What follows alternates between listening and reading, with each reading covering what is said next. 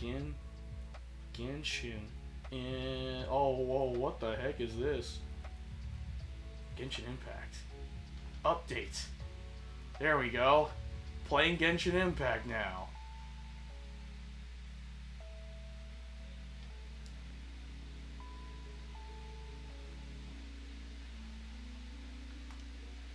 Yike. What? Hey. And then live scene. There we go.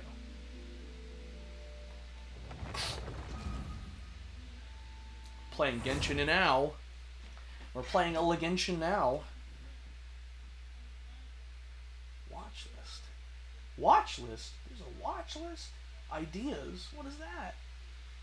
What is all of that? I like the mic that my best friend got me. It's really nice. If you guys could see it, it's amazing. I'm actually thinking of getting like a controller so that way, like, there's a controller to play games on your phone. So like you can just put it on this little phone holder and you just have a controller to play it. Might just do that for like if I am not able to use my laptop. Hold on, I gotta make sure. Gotta make sure my laptop's positioned well. Looks like it. Alright, alright, alright. Enough lollygagging about. Okay. Alright. Fine. I will wait until the appointed time. It's like 8 and 10. Okay, we're just gonna do that. Man, I wish I could speed that up. Doink. Return. Okay. Whoa, whoa, whoa, whoa, whoa. I didn't mean to take a video. Time to meet up with everyone. Paimon even dreamt of making the film last night. You did? Paimon remembers right. We're meeting at Hotel de Bourg. Let's get going. Hotel de Bourg. Okay. Court of Fontaine, Quartier Nabordo. I didn't get to finish that. It's fine. I guess that's just my life now. Hold the phone. How far away is it from me? Oh, wait. There's a teleport waypoint right there. No, don't. No. Stop it. Yes, teleport waypoint. I wanted to go to the teleport waypoint. That's what I want to go to. Man, I'm tired. If it wasn't obvious that I'm tired. You're already here. Good morning. Xavier said yesterday afternoon went well. Yeah, and how about you, Ayaka? What were you up to yesterday? After we split up, Ayato went to see Udex Nervillette at the Palais Marmonia. Udex? I was originally thinking of going with him, but he said he could manage it himself. He told me to go see the sights around Fontaine and to enjoy the local culture. Wait. So I rode the aqua bus at Yoimiya and visited the opera house on Aranias Island. Yeah, you wouldn't believe what we saw there. 2 mechanical puppets that were dancing together. You've already seen them, right? The Dirge of Capellia. Yeah, those two. Amazing, aren't they? We sat and watched for quite a while. It was mesmerizing. Like we could keep watching them forever. I mean, they're mechs. Oh, it was the same for us the first time we saw them, too. I never saw them, Afterwards, but we okay. went swimming at the beach.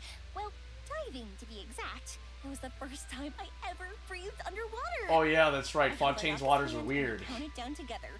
3, 2, 1, and then splash! We were beneath the waves. I think that's how water works, Yoimiya. Whoa! Wait, what the freak? Whoa, where are we going? Whoa, whoa, whoa, whoa, whoa, what's going on? Where am I teleporting to? At first, I didn't dare to open my mouth. But once I couldn't hold my breath any longer, I decided to take a big breath in. Turns out, the water wasn't as salty as I imagined. It didn't really taste like anything at all. It's because, Yoimiya, you have a vision. Before I knew it, I was breathing like normal down there. It was an amazing feeling. Ayaka said I was too nervous and needed to loosen my grip. She got used to everything way faster than I did. Oh my gosh, like, this is next I level, knew that the like, traveler could do it, so I had no like doubt next we could do level, it too. cutscene. That helped me feel at ease as soon as we dove in. That was the first, whoa, that's The crazy. underwater world in Fontaine truly is beautiful. I love seeing the romaritime flowers blossoming underwater, like little candles lighting up the streets at night. Yeah, and there were so many creatures that we've never seen in Inazuma. Like those fish that shimmer like a sword blade. Whoosh! Oh,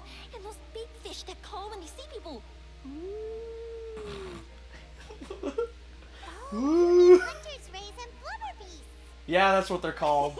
I just love the name Blubber Beast. Yeah, Blubber Beast is Just cute. wait till Pops and the others hear about this. They probably won't believe a word I say. That's so weird. Like, it's like there's dialogue and you just see the characters like just going through like a semi cutscene while during the dialogue. It's Zoe crazy. Mia was down there for quite a while. It was dark before we finally rode the aqua bus back to the city. I figured she'd want to sleep in today.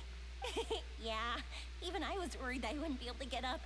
I still felt like I was drifting in the waves when I went to sleep last night. But as soon as I woke up today, I remembered that we'd all be shooting a film together, and I was ready to go. Speaking of the film, where's everybody else? My brother and Xavier were speaking to the restaurant owner about using the place as a filming location. They should be here soon. As for the others, We're here. Please excuse my tardiness. I just finished the Special Patrol's 6-mile morning jog. Oh wow. Okay, thanks for the flexion, Ruse. I'm so tired. I heard you all chatting, so I decided to come down. I sure could use some of that endless energy everyone else has. Farina, gosh dang it. Good morning, everyone. Morning. Can someone fetch me a cup of coffee?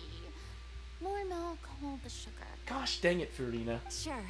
I'd be happy to do that for you. Oh my god, you're making Ayaka do that. Oh my god, Farina. You can't go anywhere.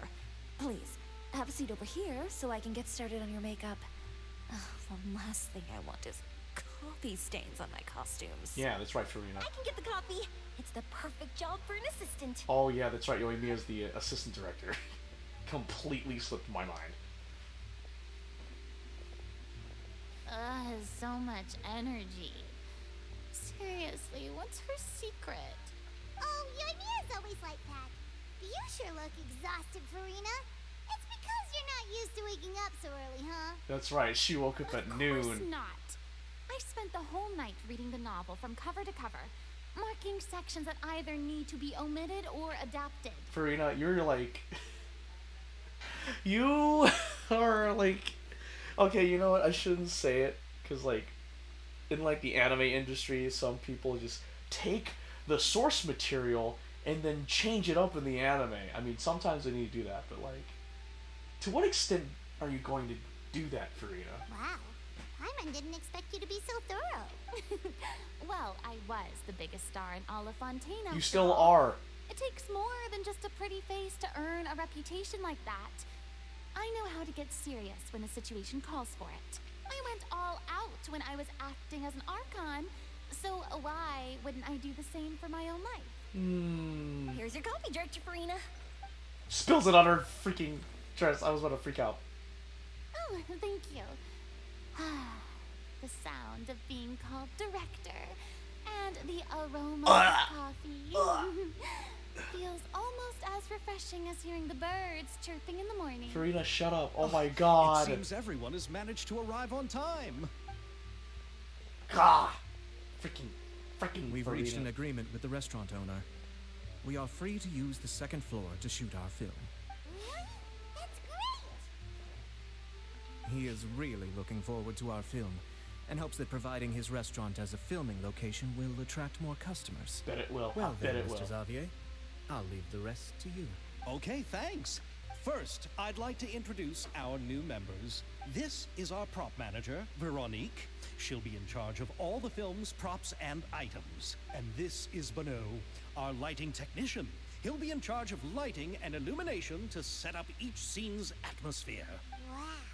Sure feels like we have some real professionals joining the crew now. I mean, I imagine they are professionals. First of all, please allow me to first express my sincerest gratitude to everyone in the crew. Xavier, hurry when up, my freak investor out. informed me yesterday that he wouldn't Shut be able up! to Oh provide my the god! funds, I'm sorry. I no. really thought that this was the nail in the coffin for this film. Jesus Christ, man. I had no idea that I'd find so many people willing to help me on such short notice. Thank you. Thank you all from the bottom of my Oh, heart. he's so cringe, but I mean, I You don't don't blame need to him. be so cordial, Mr. Xavier. Thank you. We're all honored to be a part of this. Good, thank you. Your works Ayaka made a came in profound clutch. impression on me when I saw them back in Inazuma. I am sure that someday His works? this film will be remembered as a prime example of cultural exchange between Fontaine and Inazuma. I like how Yes.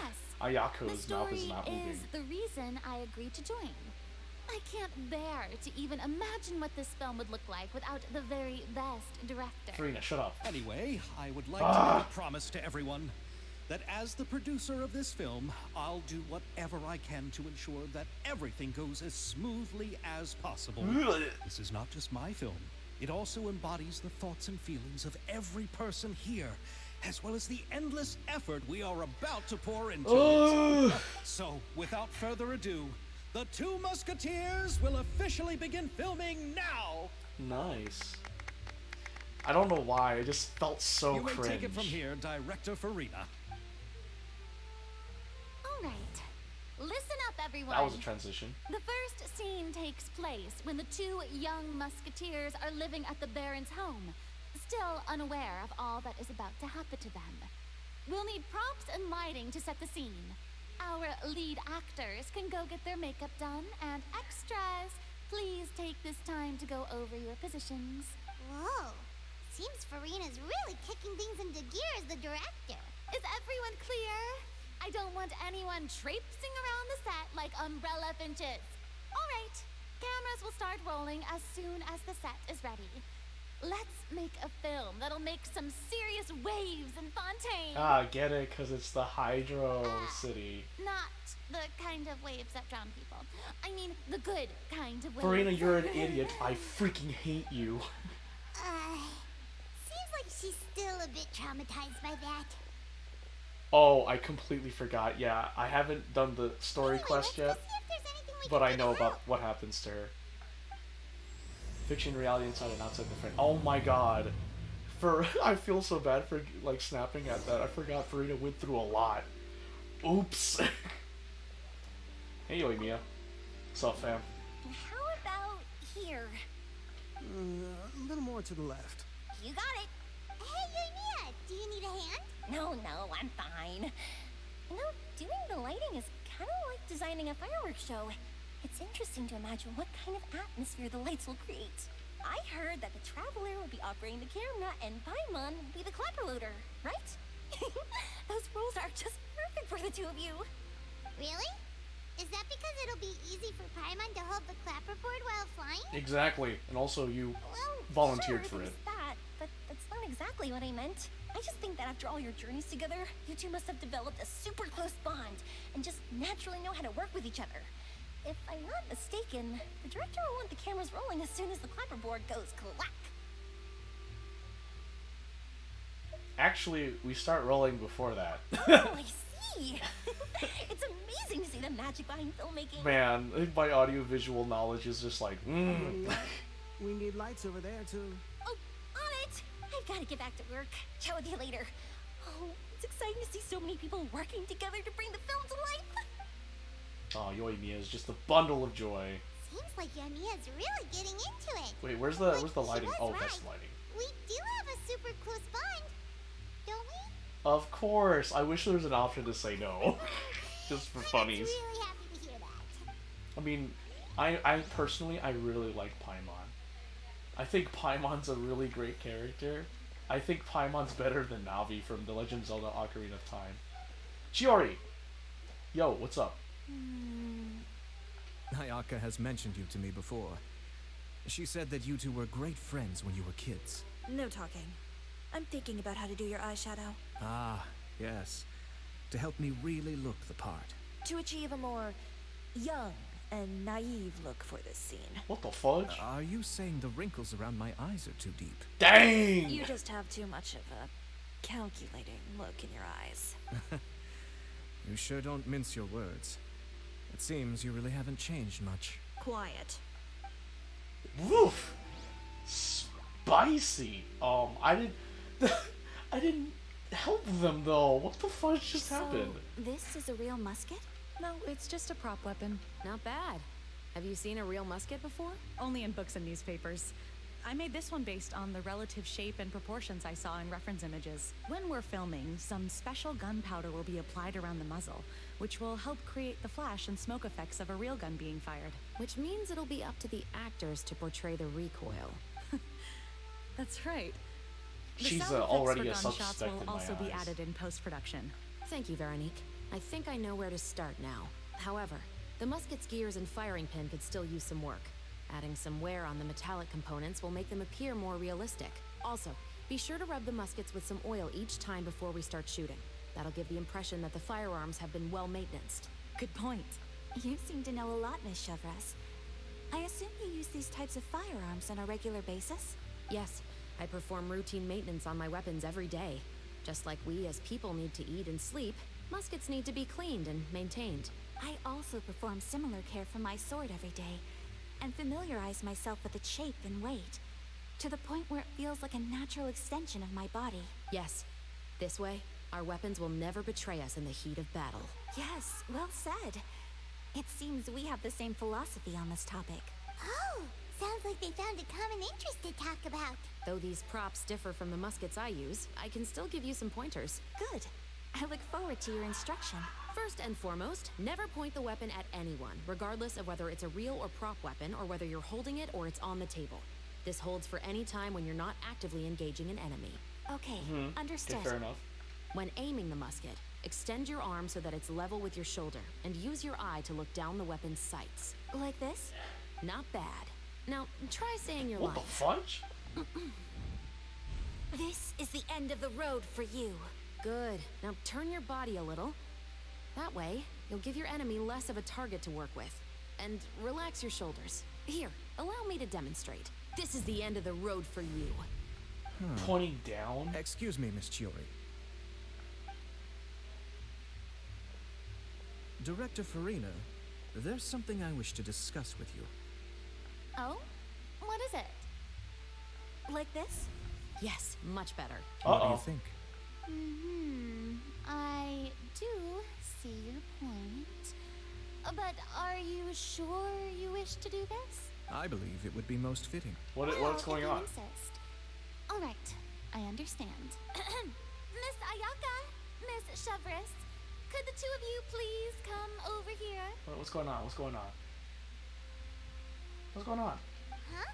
What's going on? Are we gonna start filming now? Let's go see. Veronique. it?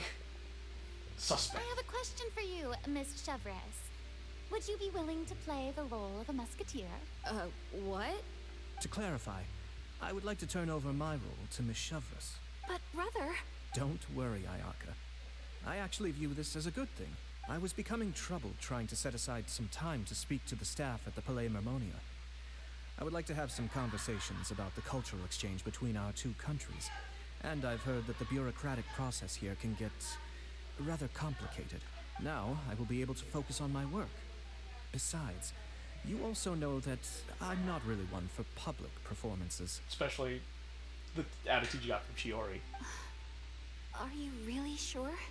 Sure enough for him to say it. From a director's point of view, I also felt like the relationship between the two musketeers in the original story could be improved. The older brother in the story plays the lead role with his overbearing character, but this causes his character to overshadow that of his sister, and the theme of the two supporting and relying on each other isn't conveyed very well. Oh my gosh. But if we were to change the siblings to two sisters of a similar age, Oh my god. then that aspect of the story might come through more clearly. Farina is changing source material. That is great. Also, Wonderful. I've seen you instructing Ayaka. That cold and dignified personality is exactly what we need for the older musketeer. Of course, even with all these insights, the decision should still be made by Miss Chevres. Yes. Chevres mentioned that she really likes the story, right? I'm a bet that she'll take the role. But we still don't know if she's a big fan of acting. All right, I'll take the role. Good. It's decided then. I'll get started on making edits to the script. We'll also need to make some immediate adjustments to the lighting, props, and costumes. I have a feeling that our adaptation adaptation will be even better than the original story. What some anime directors think they should do for the series. You're doing a great favor for me, Miss Shavras. You have my gratitude. I personally think that is just another version of that story. It is not. Don't mention it. It's based off I of like their this source character, material. so No, not, if anything, it I is should be the source one thanking material. you. Oh, whatever. Well, since my brother is the one who brought up the idea, I suppose there's no need to worry. Let's go, Miss Shavras. I look forward to working with you. Please, just call me Shavras. Just call me Shivers. Seems like you're really going out of your way to solve the problem I was having with your makeup. Surely you jest, Chiori. I assure you that I was mostly motivated by a desire to spend more time on formal business. Oh, come on. You really think I'd buy that? According to what I've heard from Ayaka, her brother is someone who can juggle 10 different matters at the same time. I'm sure you have other reasons for backing out. Perhaps. Ayaka always said she wanted to go out and see more of the world, just like the Traveler. But I feel that she needs not only to see other nations, but also to make some different kinds of friends. I think it would be harder for her to make new connections with me constantly by her side. I would like to give her some space. What a good older All brother. right, go on. Spoil her some more. Ayato, it's too bad you're stepping down from the role. Paimon really wanted to see you act as a musketeer. This is the punishment you deserve. No need to poke fun at me. I'd wager that you also felt that I wasn't the best candidate for the role. Actually, I didn't know anything about it. It's a little hard for Paimon to imagine you saying those lines. So, are you going to go back to work now? Yes. I've made an appointment to meet some people from the Palais Mermonia. Now, I will have some more time to prepare. Traveler, get the camera ready. Paimon, get the clapperboard. Actors, to your positions. We're about to start shooting the first scene. Go on now. And please take good care of Ayaka. Yep, don't worry. You can count us. Thank you. You can I count look on forward us. to seeing the film when it's finished. Why? What was that shot? It just goes behind a pillar. All right. Now that we're all here, let me help set the scene for everyone. The first scene takes place when our two main characters are still living at the Baron's estate. They've been ostracized and verbally abused by others in the household, but they still have no idea why. We want to capture how naive and innocent they are, despite their pain. Chevres will be playing the role of the older sister, Tulip, and Ayaka will be the younger sister, Iris. Be sure to get close-ups of the main characters at the right moment. Oh, are we gonna? On the set. Lights. I actually just stopped. Action. I actually stopped talking when I heard Farina say that. Tulip, Mother's been out for quite a while now. Perhaps she went to pick some flowers on the way home. You know how she loves flowers. Iris, Tulip, I'm home. Oh shoot! Zoom in for a close shot with the mother. Zoom out for a wide shot. Zoom out for a wide shot. You were out for so long. We were beginning to worry about you. Shoot! I'm actually I'm doing sorry, but I'm back now, safe and sound. Here, I brought your favorite treats. Apple turnovers. Mother, what are those bruises on your hand? stuff. God, I'm just like, is there a right or wrong answer? Oh, zoom in for a close up on Tulip. Zoom in for a close up on the mother. Huh? What bruises? Oh, I must have bumped into something while I was working yesterday. But I didn't notice them this morning. Then perhaps they're from when I accidentally tripped when I was out just now. By the way, did you have fun playing at home? What's the matter, Iris? Focus on Iris. We've realized that no one really wants to play with us. They even took Iris's doll and spat at us. And they even called us names. They said we were... Shh. It's all right. Don't worry. Girls, listen to me. Pan over all three It characters. doesn't matter what anyone says. Don't listen to them. No one can define you with such words. You both have wonderful lives ahead of you. Just like your names. You will both blossom like beautiful flowers. Maybe your time to blossom hasn't quite come yet, but one day, you two will bloom more beautifully than anything else. Don't let the soil you're in now ruin your future beauty. Understand? My dear daughters. And cut! Not bad. The actor's emotions were all on point. Let's keep that take. Also, if our clapper loader could avoid shouting at the start of the scene next time. Dang! Got it. Great. I was a little worried that my nerves would get the better of me. What about you, Chevros? I felt fine. The lines weren't too difficult at all. Seems like Farina must have adapted the role nicely. You two were great. I couldn't tell it was your first time acting in a film. You should have more confidence. Thank you for your encouragement. Positions, everyone! We'll move on to the next scene after we try a few more camera angles. A few more. Everything proceeds at a great pace, and once Farina has adjusted details to her satisfaction, you begin to film the second scene. This scene is when our two characters return home, only to discover their mother has been murdered. Oh, Paimon looks adorable. Lights! Camera! Action! Mother, we're back. Mother?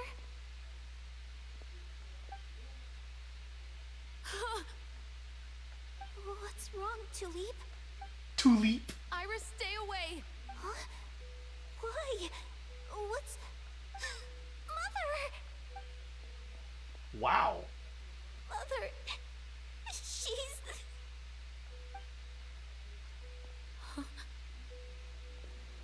There's poison in this cup. What? I could have sworn I've seen this kind of cup before. It's hard to... Man, it feels like I actually got into another They didn't game even try within to this cover game. up their actions. It's cool. Oh, wow. Tears! Iris, we need to leave this place. Leave? But now that Mother is gone, where can we even go? That's some convincing crying animation. All I know is Holy that we can't stay in this house. sheesh. Wait, am I gonna do some camera angles though? Are we just going to let them get away with this? We'll have our revenge, I promise you. Just not right now. I like how Chevreuse is crying. Is Chevreuse crying? Come on, let's go. No, wait. We can't just leave Mother here like this. At least let me leave this rose with her. That's why we went out in the first place. I wonder if, like, Buy her this because I know flower. she's supposed to be playing dead. I wonder how she's like Alright. feeling right now. Like Goodbye, that. Mother. Like We'll that can't avenge be you. like a dummy. That's. And cut! Oh freak! I accidentally pressed the A button right before Chevreuse said the line. Oops. Before Chevreuse finished talking. My bad. Beautiful! Great performance! That really was a good You're so performance. amazing, Ayaka! Were those real tears I saw? How did you do it? I was surprised too. Yeah, I was like, what the fudge? Thank you for the kind compliments. Actually, as soon as Director Farina said action, I told myself Wow, not to Elaine think is just about up and at anything. him.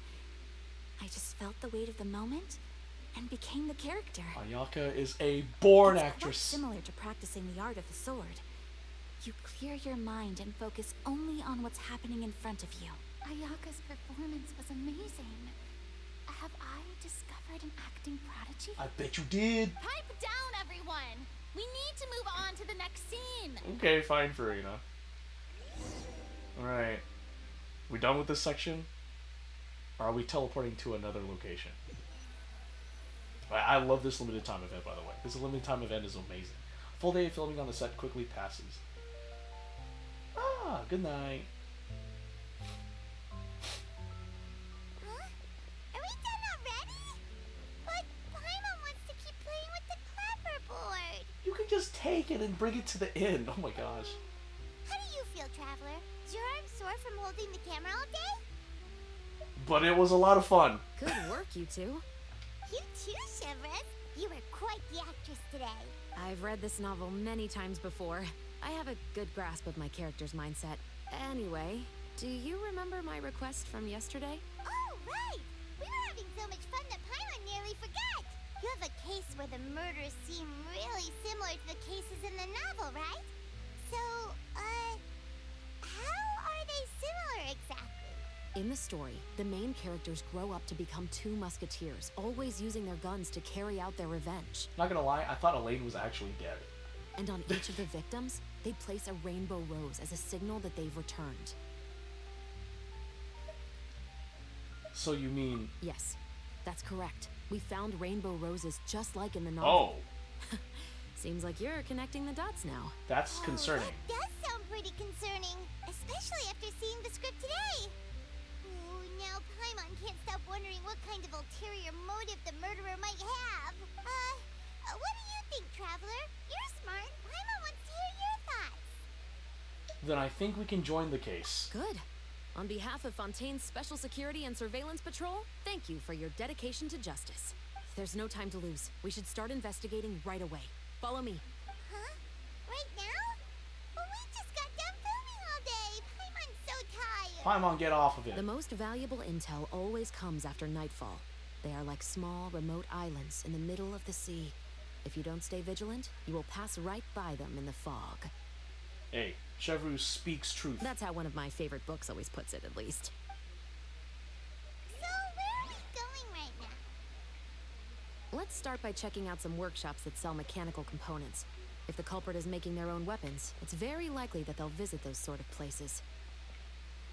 Okay, go to Le Chat's Clockwork Shop. Clockwork Workshop to investigate. Which, I don't see the marker because I got a notification that something's going on.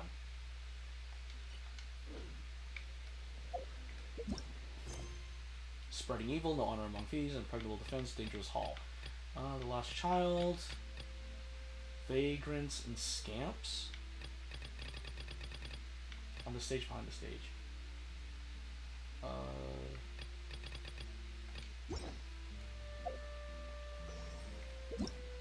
Freak. Voluntary sacrifice. Characters currently involved in other quests cannot join this quest. The unexpected guest. Complete the other quest to continue. The quest location is currently involved in other quests. Please check the details. The long-failed graph adversarial technology. You and Paimon encounter a strange tale while strolling through a certain part of the court of Fontaine. Oh, okay, so I need to do this. I need to do this one. Okay, alright, where? Let's see. I'm assuming this teleport waypoint will help me get to where I need to get to. Oh, it's up there. Okay. I'm gliding. Gliding. Court of Fontaine Vasari Passage. Oh, I thought that was a Hydroculus. I was like, Hydroculus? Okay, who is you?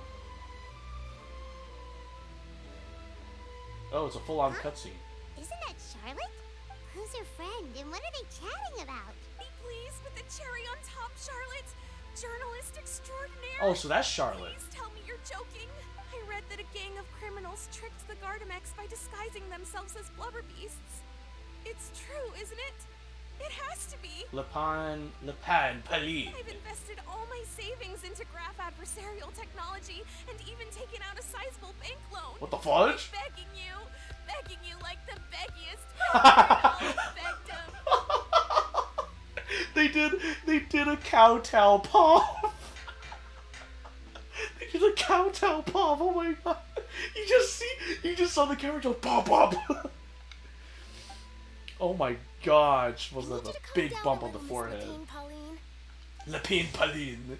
Charlotte, Lens of Verity, a reporter for the Steambird, a renowned newspaper in Fontaine. Charlotte has an enthusiastic nature and a keen sense of news. Traveling across the streets of Fontaine, she captures the truth of a multitude of matters with her trusty camera. Her lifelong endeavor is to publish authentic and breaking exclusive scoops. In her pursuit of the truth, she is willing to go beyond the norm, even at the risk of her own safety. She is also well aware of the storms that will be triggered upon the revelation of truths. But despite all this, neither the toil of the job itself nor the pressure of external denunciations and threats has ever fazed Charlotte in the slightest. I admire your passion for your research, and I don't mean to dash your hopes for those, big ticket orders, but I'm afraid I'm not joking. The Blubber Beast incident was a short story mailed to us by an anonymous amateur author, written in the style of a true story. Amateur author? It sounds like they're just discussing a story, but why does this Miss Lapine Pauline seem so distressed? Funnily enough, I actually remember being in a meeting where the editing team was debating the potential risk of misleading the public with this story. They even went to Maison Gardiennage for advice. Gardiennage? That's how you say it? Surprise. This is super they fully French. Supported us printing it. They figured that the false intel would be a great way to dupe potential criminals into wearing ridiculous costumes when breaking the law. In truth, Gardamex are extremely sophisticated in their capabilities. They can identify criminals just as reliably as the best human guards, so a crude disguise isn't gonna get you far. If anything, it'll just make you stand out all the more. Since we ran that story, the Maison Gardiennage has made a slew of arrests, including, one phantom blubber beast, a titanic red-crowned finch, and a specter man. So I knew this story had helped out law enforcement. But this is the first time I'm learning of an innocent citizen being deceived by it. And investing so much Mora for nothing. Dang, you had to say that? Now that is the mod. That is the visage of someone that just is going insane. Uh-oh. She really sounds like she's in pain. Paimon thinks we should just ask Charlotte what's going on. Hey,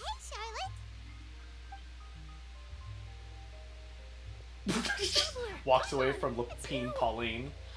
I was in the area taking some photos. This for girl is going and insane got and she to just Miss walks Lapine away. Pauline about her research. She read an article in the Steambird about a criminal who evaded Gardamex detection by disguising themselves as a blubber beast. Inspired by this story, she spent a lot of Mora researching counter-criminal image recognition technology. Her aim was to improve Fontaine's public security by developing a device that could enhance Gardamex target recognition capabilities. She was hoping I could write an article to spread awareness about image recognition technology. She even paid me for the article and gave me one of her prototype devices before I could get a word in. But unfortunately, it was just a fictional story, and her efforts and aspirations were all in vain. I tried to let her down gently, but she's finding it all very hard to accept. This is a new situation for us, too. It's such a pity. It seems like the author was only trying to make the story interesting, and the Maison Gardiennage only had Fontaine's best interest in mind. She is just a victim of misunderstanding. Wait, Miss Lapine Pauline? What are you doing? I'm gonna pick a fight with a Gardamex, head to the Opera at Biclez, and get a one-way ticket to the Fortress of Meropide. That way, I won't have to repay my debts. It's the only way I can afford to keep on living. Oh shoot! Oh my god, she's going for suicide. Oh, there's no need to go that far. I mean, come on, look at you. You wouldn't even dent the Gardamex armor. In all likelihood, they'd only hold you up at the Maison Gardiennage for a few days before letting you out, and then you'd still have to repay your debts. Actually, instead of going into the technicalities of that, how much did you actually invest? How bad can it really be? Oh, famous last words. Famous last words. 270,000 Mora. Heaven on earth, woman! No, Oh! Well, escaping to the Fortress of Meropide over a sum like that seems like a last resort. Surely there must She's be like, other options. okay, well, Not anymore. I used to be an equipment supplier to the Fontaine Research Institute before that blew to pieces. Oh, yeah. And now I'm just a small-time engineer. I scraped together some savings over the past few years, but I put every last Mora into this project. And now I'm left with nothing. I'm still reeling It's not from just my seeing the savings that are kowtow gone. pav. It's my whole future as a graph adversarial technology specialist and my dreams of becoming a billionaire one day. You could be a negative billionaire, just Fontaine a billion Mora. Okay, they portrayed this scene perfectly, because any sane person probably would be going through this phase if they knew that all their money is gone because of a misunderstanding. Don't despair, Miss Lapine Pauline. I think I know a way for you to turn this around. This prototype you've given me, the camera lens for image recognition sample collection. It's really quite something.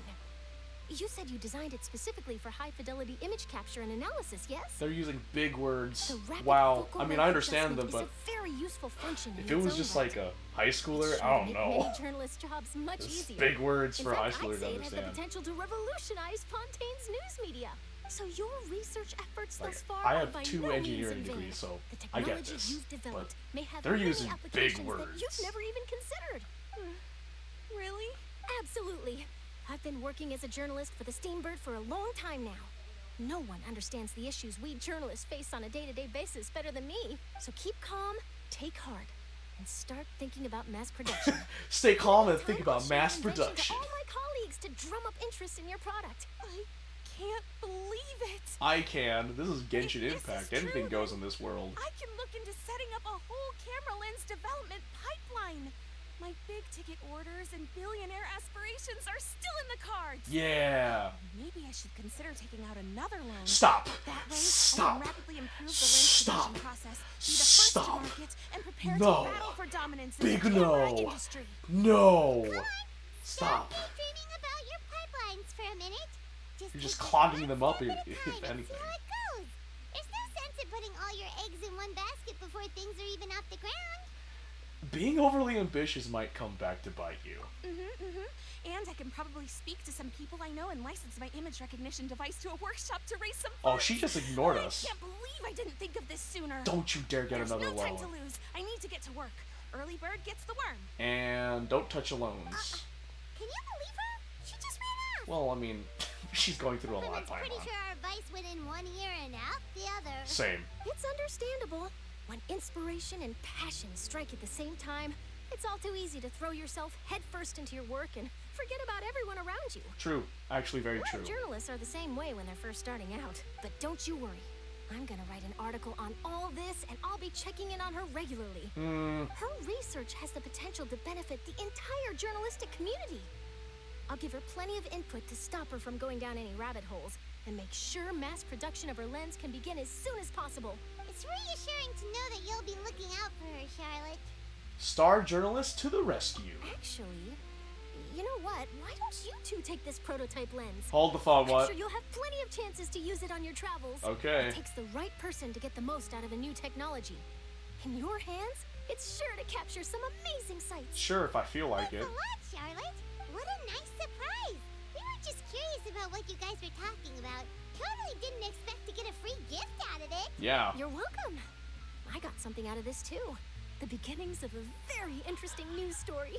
The boundaries between real news reports and news-like fiction must not be blurred, even when there's a compelling justification for doing so. Yes, that's how I'll phrase it to the editors when I give them my feedback. Let's hope we don't mislead any more well-meaning citizens in the future. After activating the special analysis zoom lens through the inventory or the gadget shortcut bar, you can use your camera to use a special photo-taking function. After Charlotte activates this gadget, the original effects of framing, freezing point composition's hold mode cannot take effect, but you can use special methods to take photos. Go to the shots clock. Wait. Oh. Let me go. Okay, let's go here. There's like there's some recipe Fontanalia mouse. Yeah. Okay, learn how to cook it. Yay! Wait, isn't there something else? Realm Dispatch, Telechards Investigation Notes, Rex Incognito 4. Okay. I guess I finished that side quest. Trudain, Graciette, Elof. Okay, cool.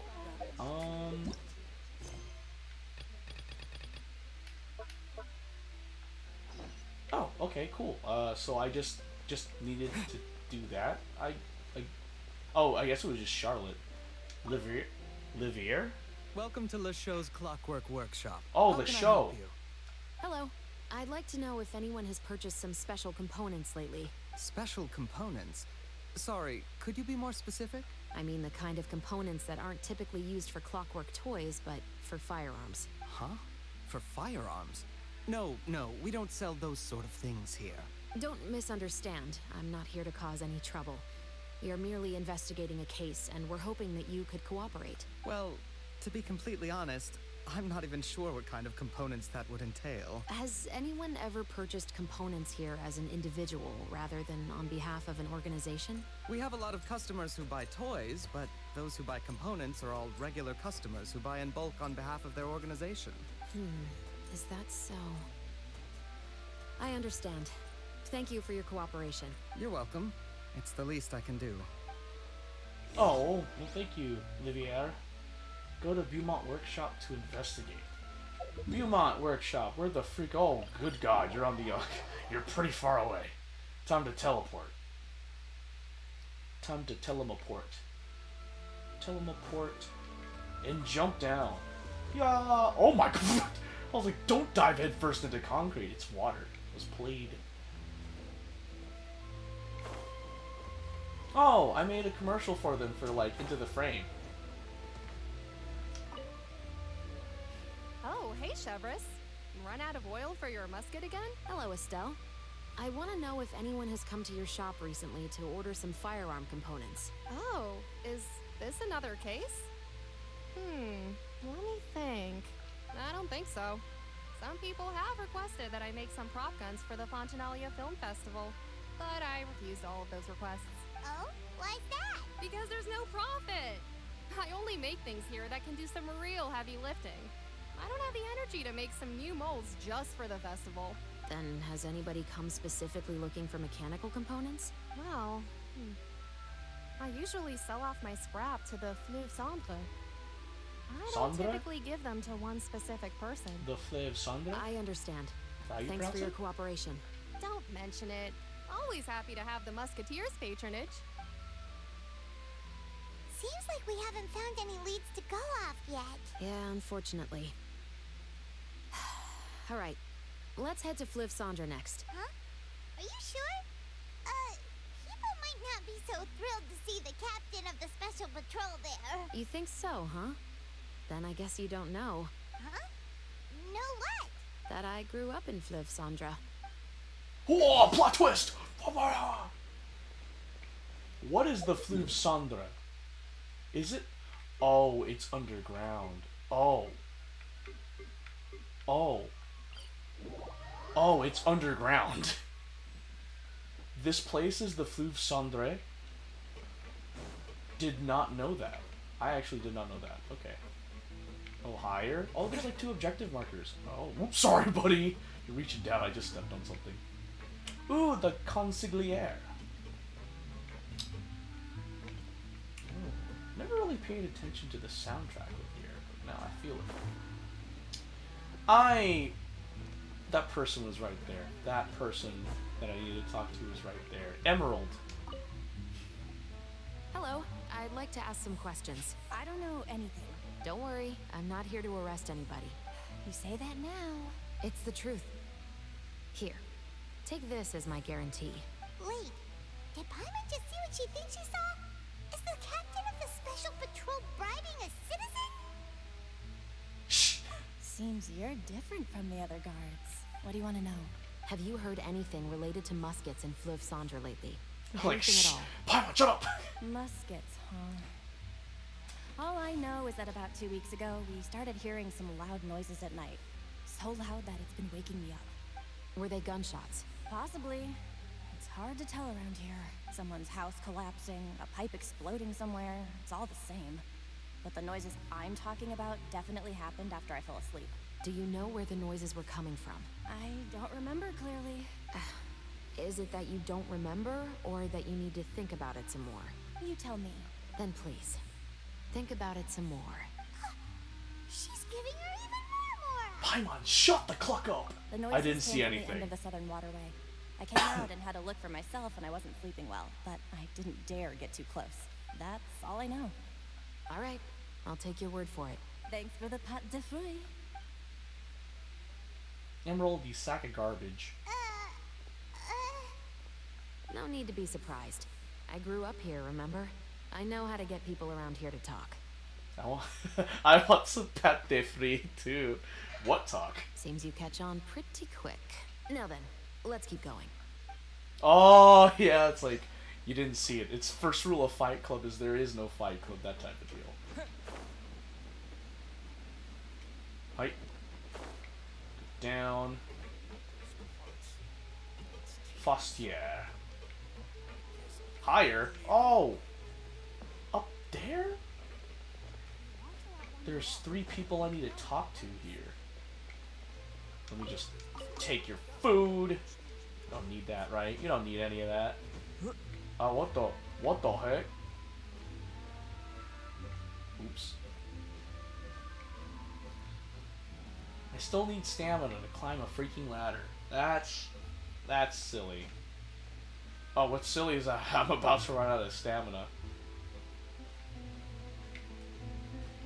Okay, there we go. Ooh, alright.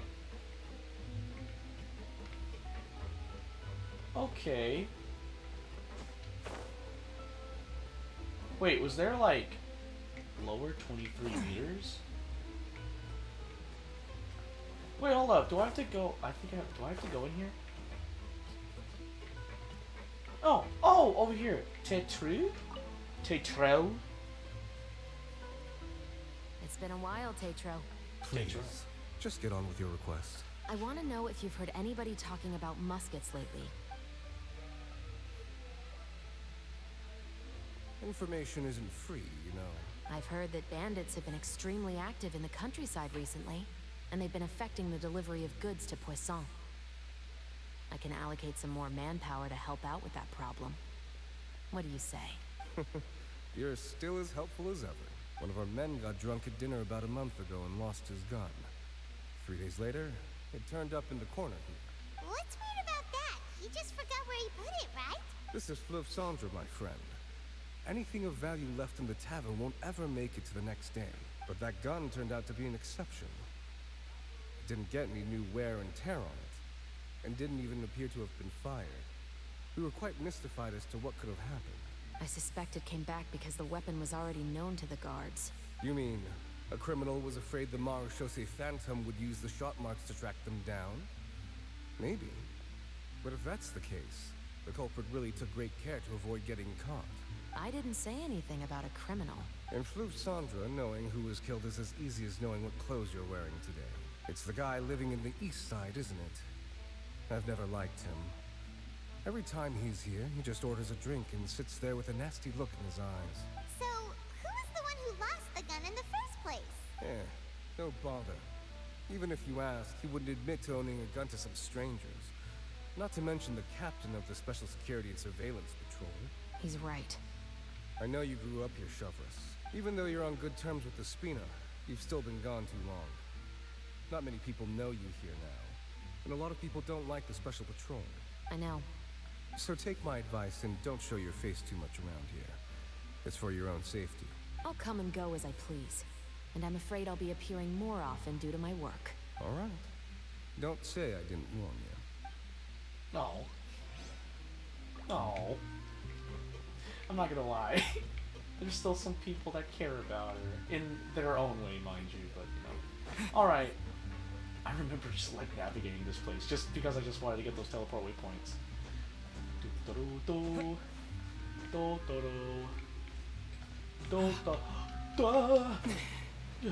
I made it! Yeah, cool. Pro gaming strat! Oh my god, I almost fell in. Alright, so over here, right? This area. Take a right over here, I guess. Ooh, what's this? What is this glowing thing? Observe? What's this? What's all this? Some broken planks and barrels, as well as some liquor bottles? Yes, but have a closer look, Paimon. Even though somebody has purposefully tried to clean them up, these are obviously marks from musket bullets. In other words, someone was here trying to improve their shot. They were using the barrels and bottles for target practice. Could it have been the killer?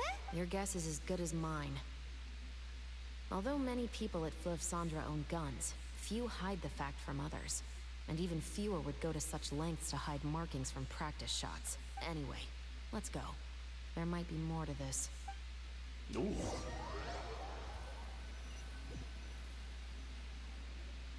Seems like that's all we'll be able to uncover for today. Paimon feels like we managed to learn a lot more here than up on the surface. Yes, Assuming that everything we found is indeed connected to our suspect, then their timeline was probably something like this. A month ago, our suspect found a gun and took it home to disassemble it. Once he'd figured out its mechanics, he brought it back. In the following weeks, he used some parts to create his own makeshift musket and took it to the Fleuve Cendra for target practice. Then, a few days ago, he found his target and carried out the murder. Once the deed was done, he left a rainbow rose on the body, just like the scene in the novel. That all makes sense to Paimon, but we're still no closer to figuring out the killer's identity. About the guy who died. The deceased was a resident of Fleuve Cendra. It's said that he was a poor, solitary man. But, if we're following the novel, shouldn't the guy have been a nobleman? Yeah, that's also something I'm trying to figure out. If we are indeed following the novel, and there's a story behind the murder, then this murder should be an act of vengeance. But according to our investigation, the deceased didn't have any enemies. He was no saint, but no one's heard of a rival who hated him enough to shoot him dead. Much less care to leave a rose on his body. What message is the killer trying to convey? And to whom exactly? Could they be the novelist? We've thoroughly investigated that possibility. He claims to have spent the whole day at the Opera House on the day of the murder, and the staff there have confirmed his account. Okay, so he has an alibi. Not only that, he lacks a credible motive as well. He has a family of his own, and both of his parents are still alive. I've looked into his records. He was adopted at the age of 6, and all the proper procedures were followed. There are also records of him at an orphanage before then. In the story, the mother of the 2 musketeers was murdered after the children turned 10. Of course, he could have changed the children's ages, but I don't want to assume anything without evidence. More importantly, I've also had a chat with him in person. He didn't seem like the kind of person who would pull the trigger to kill a man. Then, what should we do now? We have all this new information, but it doesn't help us move forward. Investigations take time. I didn't expect us to catch the culprit in just a single day. How about this? Let's spend the next few days filming with the crew. We can continue the investigation once we're done with the film. I'm sure that given time, new leads will present themselves. Wait, but weren't you saying intel is like small, remote islands in the middle of the sea just a moment ago? Wouldn't you just miss them if you were to stop looking? Ah, but the book had more than one reference to the islands, Paimon. Oh? What else did it say then? As long as you spend enough time sailing through the fog, you'll eventually come across an island. That was actually a nice way to end that act. That was actually pretty good. That was a good ending line. The lone isle glimpsed through fog. Wait until... Okay. No, I... Fudge. Okay. My bad. Okay, anyway. Okay, let's change the time again. Doink, wink, woink. I'm sorry, I just had fun messing with this clock. Confirm. Well, I mean... Adjustments were created in 30 minutes. Oh, right. No, I didn't mean to do that. Leave. Okay. It's filming time again. Our schedule is jam-packed for the next couple of days, too. We've got so many different locations and sets to cover. Anyway, let's head out and meet up with the others. Sure thing, Paimon. Just as you say, let me just rob people of their stuff first. Adventurer's Tailfeather. Okay, I'm fine with that. Let us quick travel. Oh, not there. I guess I'll go to this teleport waypoint over here. Where are we going to today? Go to the gathering spot. It's down there! I've been playing so much Pokemon Violet, Pokemon Scarlet, that I was going to press the left control stick on my Xbox controller to sprint. Because that's how you sprint, or how you make Rhydon sprint in Pokemon Violet and Pokemon Scarlet. Press the left control stick as you move. Okay. Nice shot. Cool. Oh. The lone island glimpsed through fog started. Oh, it's just showing the day. Both the filming and the criminal investigation progress at a steady pace over the next few days. So it's like, they're showing that it's been days. Okay, cool.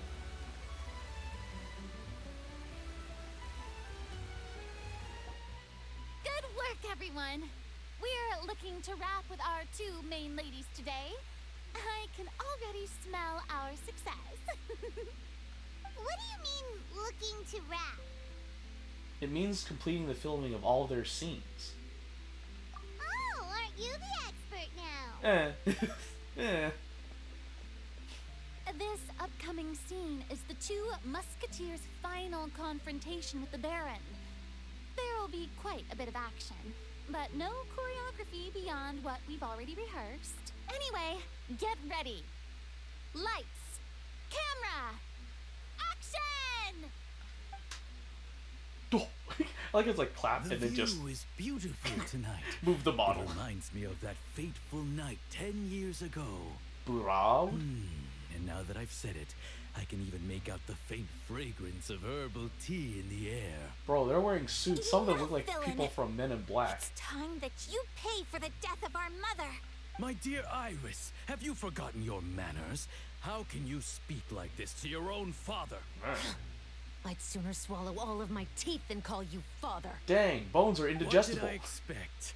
Seems the daughters have turned out to be just as obstinate as their foolish mother. In this world, Mora and status is everything. She thought she could blackmail me using her children and force me to grant her recognition and concessions? Ah, how naive can a woman be? Mother never asked a single thing of you. All she wished was for us to live a peaceful life, just like the others. It was you who personally brewed the poison of prejudice and sent Mother to her death. Compared to that deadly poison, the 2 bullets that will soon pierce through your heart will be like sweet mercy. Ooh, that's a nice shot. And that's exactly why I said you're just as naive as her. Did you really think 2 muskets would be enough to defeat me? Get a third one! So let's see. What is stronger? Mora and power, or the 2 muskets in your hands? 2 muskets, dude. Can't do much when you're dead, Bo. Get them! Tulip! There are too Oh! many of them! It'll be okay. We'll cover each other, Iris.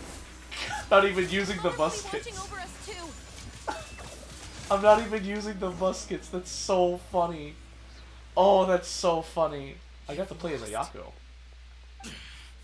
To think I'd lose to my own 2 kids. We are no children That of was yours, wild, by the way. and we'll never call that place our home. Then tell me. I'm scared that if they pull the what did trigger, you they do might all blow a this head in the for? actor. You lost your mother, and will soon kill your father as well. What will you gain in the end, There's a other piece than of dust flying. sentences for your crimes? We will gain our long-awaited justice. Pow!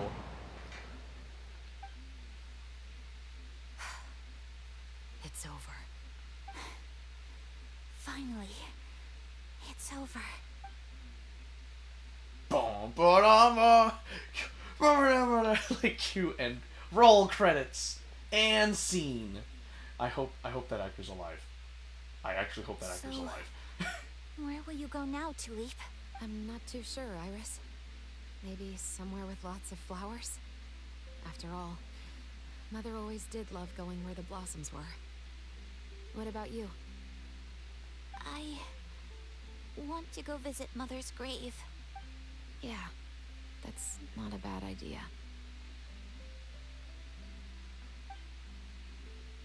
Huh? Tulip, look! It's the 3rd Musketeer playing. What is it? It's Mother's favorite. The rainbow rose. Hey, right there. Look. Beautiful shot. It's blooming again. Oh, is it? Excellent! That was beyond mesmerizing. Even I didn't expect the scene to go so well. And we got it in a single take. That's impressive, but you didn't say cut. You just clapped your freaking hands. Farina!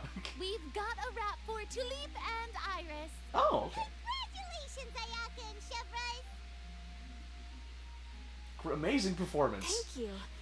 I didn't expect our parts to wrap so quickly. I wish I could savor the experience for just a bit longer. Ayaka, you can do that later. There's a case that me and Chagru's have to deal with. Paimon's not ready to say goodbye to the clapperboard either. Filming has really been a lot of fun. I imagine, yeah. Not You gonna were lie. great too, Chevrolet. The way you said Long-awaited justice. it gave Paimon chills. That is indeed my favorite line in the whole book. I still remember trying to act it out in my room the first few times I read it. That's embarrassingly cute. That is embarrassingly cute to admit, Chagru's. Paimon would have never Who doesn't like stories where the guilty are punished and justice prevails over evil? Don't forget, I'm the captain of the Special Security and Surveillance Patrol. Captain, I have something urgent to report. Please excuse me, everyone. I'll be back in just a moment. It's okay, don't worry about us.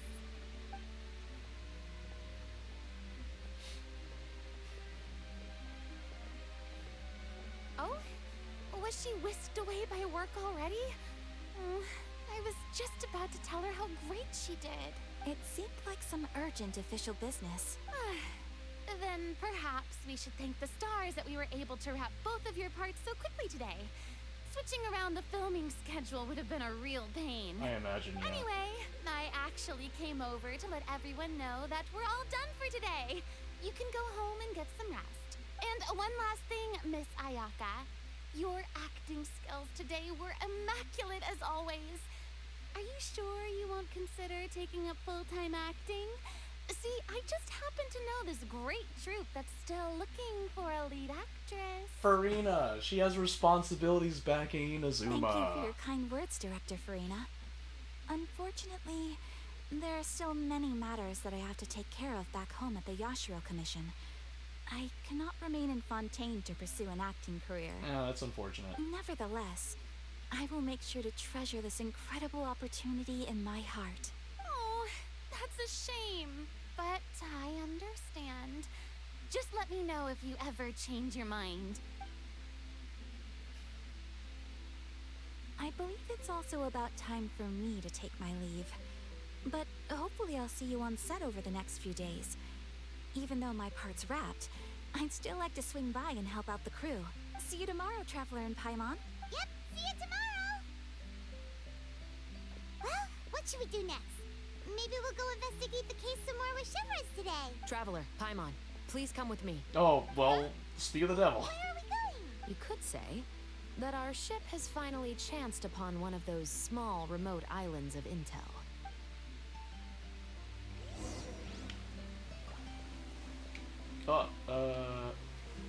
Investigate with clues. Where? Oh, Fountain of Lucine. Oh wow. Oh, freaking teleport waypoint, please.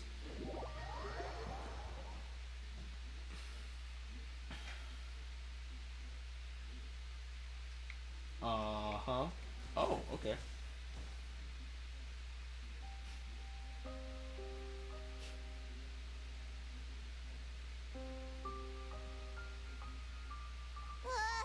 Paimon's exhausted.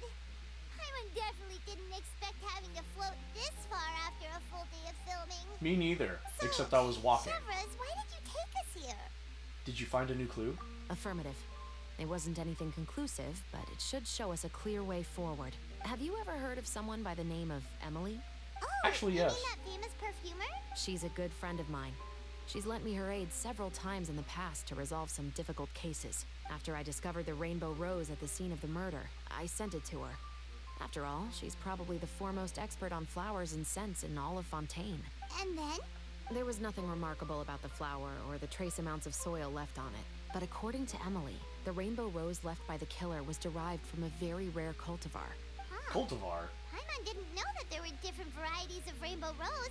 Paimon just thought they grew everywhere in the wild. Flowers that are deliberately cultivated will always show some different features from those that bloom in the wild. We already knew that the rose left at the scene belonged to a special cultivar, but with Emily's expertise, we were able to pinpoint the place where it was first picked from. Oh, Paimon gets it now. So whoever first planted that rainbow rose was probably the killer. Precisely. And after we checked what we learned against some sales records from the past, we discovered that there's only one person in all of Fontaine who could grow and sell this specific cultivar. Really? And who is it? It's the novelist. Oh! But didn't you say he had an alibi? To be clear, I haven't changed my mind about him. I still don't think he was the one who pulled the trigger. However, that doesn't mean the true culprit never visited him at his home or never purchased a rainbow rose from his garden. Whatever the case, we will have to confirm a number of things with him. So you mean the next place we need to go is... Yes, we're going to pay him a visit at his home. Oh. Oh no. Let me just grab this real quick. Buttercup! Oh no. Wait, the novelist's home is here? Oh, wait. There's a thing here. There's a thing here.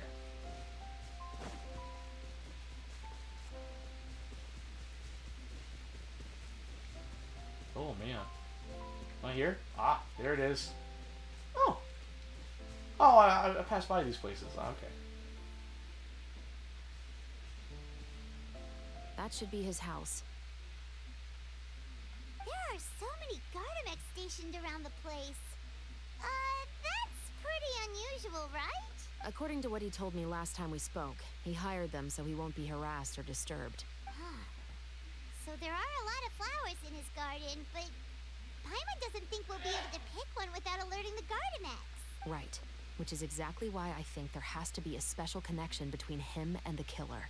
So, should we knock? Just wait here for now. I'd like to take care of a number of those Gardamex first. But they're so far away. How are you planning to do that? With her trusty musket. Don't forget, Paimon, I'm actually the real-life captain of the Musketeers. Dang, this woman. Whoa, what's happened? What happened? What we teleporting to? The fudge? What's going on? Press the aim button to start aiming at an enemy, and press the shoot button to fire bullets at the target you are aiming at. Left trigger. Right trigger? Okay.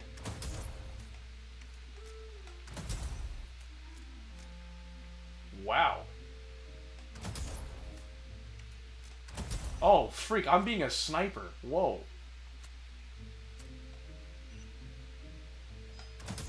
One. Wow. 3 of 3. Task complete. That was pretty dope that I could shoot the Gardamex. But dang. Well. There was no silencer. That was loud. I'm pretty sure like the novelist probably heard. Paimon's a little nervous now that we know he could be the killer. Can we go over our plan of action again? I don't blame you, Paimon. I'll go knock on the door and make sure it's safe inside. Once we're sure that we're in the clear, I'll ask him to come with us for a quick round of questioning at the guard's headquarters. But can't we just arrest him? We still have no evidence that he's the killer, or that he lent the killer any direct aid. Still, it would be appreciated if you could pick a rainbow rose from his garden for me while I'm talking to him. It'll help the Marashose Phantom confirm Emily's theory. Sure, no problem. Just be careful, Chevras. To the writer's home! I mean, like, that, yeah. To the writer's home. Yeah, that, yeah. I kind of lost my train of thought. Like, I was, okay. There I am, just picking up a rainbow rose from the garden. Excuse me, Mr. Baptiste. Are you home? Who could it be at this hour? Oh, it's you, Officer Chevras. Would you mind accompanying me to the guard's headquarters, Mr. Baptiste? We would like to ask you some questions about a case. Oh, is it still regarding the murder case from before? I cannot confirm or deny that at this time. So it is then. Listen, I need you to come with me, Mr. Baptiste. Miss Chevras, I'll save you the trouble. Oh, and you two over there? There's no need for you to pick my flowers either. It's not time for them to bloom yet. Oh! Okay. The novelist is admitting to crimes? By saving me the trouble, you mean... I will confess. I was the killer. Huh? What? He just admitted he's guilty! Shut up, Paimon. Please relax, everyone. I'm not armed. The musket you're looking for has been buried in my backyard. Then it's my responsibility to inform you, Mr. Baptiste, that everything you say right now will be used as evidence for the inevitable trial. Yes, I am perfectly aware of that. I must say, I hate this feeling. Oh? Is it because I confessed? Or because you've been proven wrong? Both, I suppose. Why did you kill him? For the same reason as the one I wrote out in my novel, of course. I did it to exact revenge. I know you haven't figured out the link between the two of us. Had you done so, I'd have been taken away to the headquarters a long time ago. But that won't stop me from always remembering his grotesque face. After all, he was the one who killed my mother. Your mother is still healthy and well. You know, I was adopted as a child. I was referring to my birth mother. That was never recorded in the orphanage's records. Please forgive a 6-year-old child for concocting some lies to protect himself after watching his mother die right in front of him. So, your novel, it was like a record of your life? No, of course not. It was a work of fiction with many embellished parts. But I am indeed the illegitimate son of a wealthy and influential man who abused his power to murder my mother. That part was 100% real.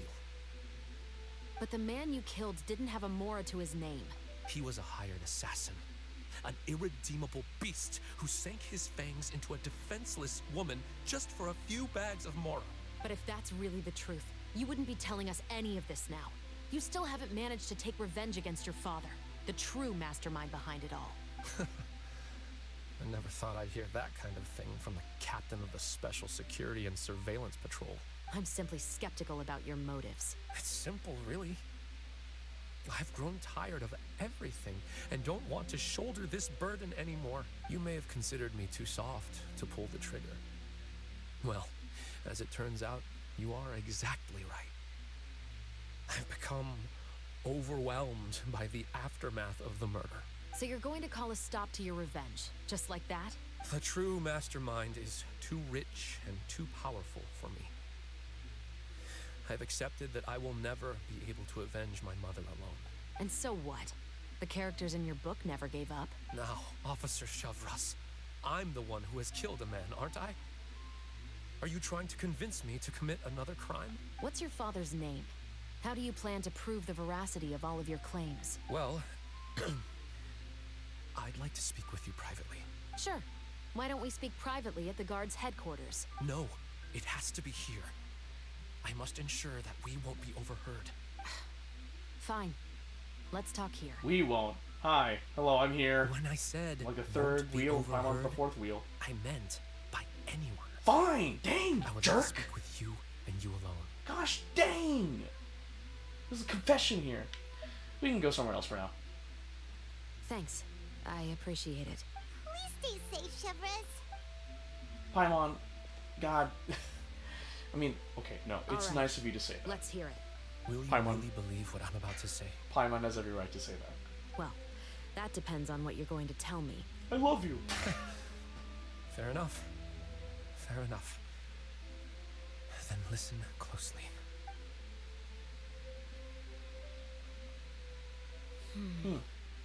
Just had a flashback to a memory I had long ago. This scene triggered something in me. Oof. So that's how it's all connected. So, it seems you believe me after all. Do you want me to go public with this? No, of course not.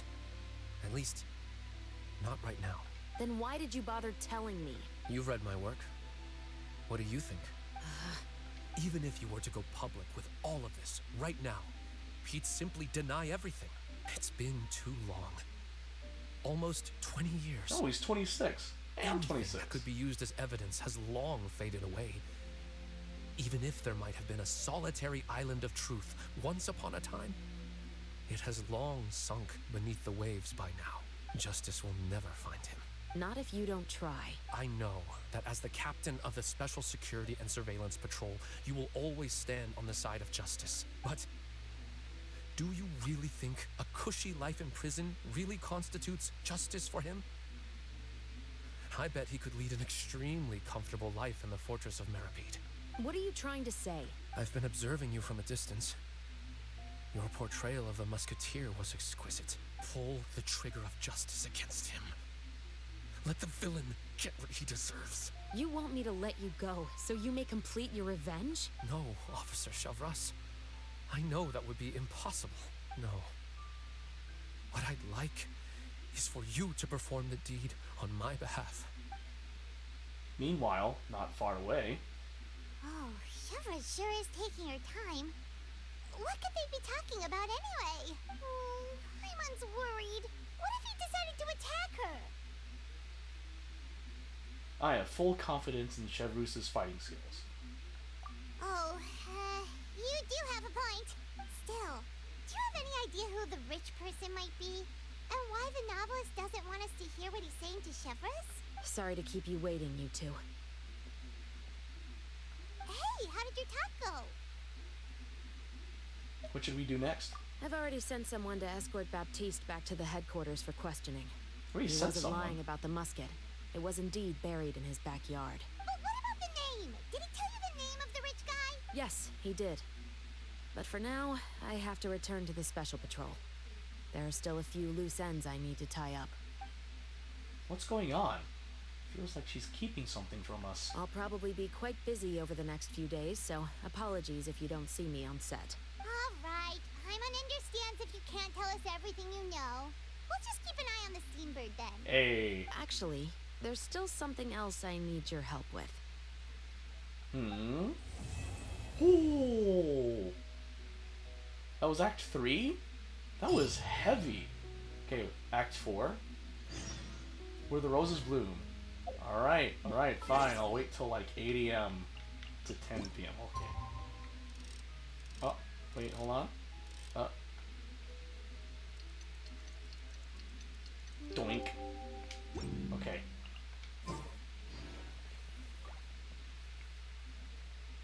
Oh!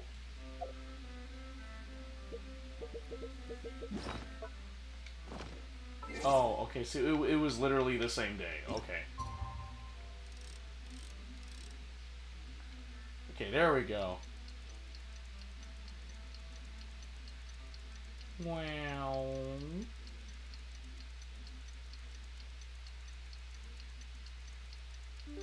Okay. Yes? We haven't seen Chevrus since that night at Baptiste's place. Well, guess there's no point in worrying about it now. Let's go join up with the others. Oh, don't tell me Xavier is the one in trouble. Don't tell me Xavier is the culprit. Here? Who's that? Here? Nah. No, that's not it. That's not where the gathering spot is. I'm pretty sure it's not in the Fleuve Cendré. Man, I probably would have the worst time trying to pronounce things in French. Can't talk. Aha! Wait. What if it's Morris, the investor?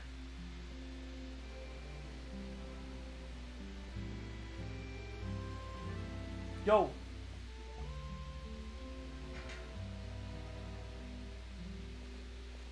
Good morning! Hayaka and I were just talking about you. Is Chevrus still not joining us today? Probably not. We haven't seen her either. Huh? That's such a pity. Director Farina said that we've only got a few small scenes left before wrapping up the entire thing. She even said that she'll get me into a couple scenes, so everyone will have a chance to shine in front of the camera. Oh, that's nice of Farina to do. We're also planning on having a victory feast once we're all finished filming. You can join us, right? Of course. If only Chevrus was here. I still haven't taken a photo with her. I'm afraid that can't be helped. Those special patrol folks are like phantoms when they've got a case on their hands. But to be honest, I'm even more concerned by what I read in the Steambird earlier this morning. It said that the killer in the murder case was none other than the author of the Two Musketeers. Oh yeah, I heard about that too. He came forward and confessed his crimes, but gave no explanation as to why he pulled the trigger. We didn't know about this case at all when we joined the film. Is it going to affect the reception of our work? From a pure publicity standpoint, this will draw a lot more attention to our film.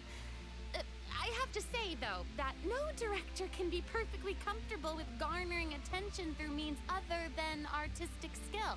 To be fair, I feel like that ship sailed the moment you allowed yourself to be named as the director on our posters. Get wrecked. It's not my fault that I'm super popular. What was that saying again? My popularity has sunk to an all-time low. Get freaking wrecked. Destroyed. To the four corners of Tibet. Farina's reputation got destroyed.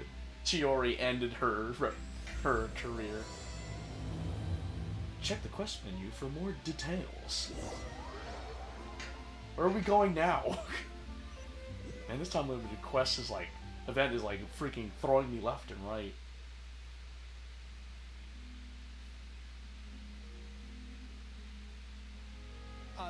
Excuse me, everyone. Xavier! Feels like it's been ages since we last saw you. I've been talking non-stop with the Film Association, and I'm absolutely swamped trying to coordinate the film's marketing. So forgive me for not being around more often, but please believe me when I say that I will make sure everyone's hard work gets the exposure it deserves. Oh, seems like you've been fighting your own battles. Yes, that's one way to put it. Oh, and before we begin the final round of filming, please allow me to finally introduce you to the original investor of our film, Mr. Morris. A pleasure to meet you all. Yes, glad to make your acquaintance, Mr. Morris.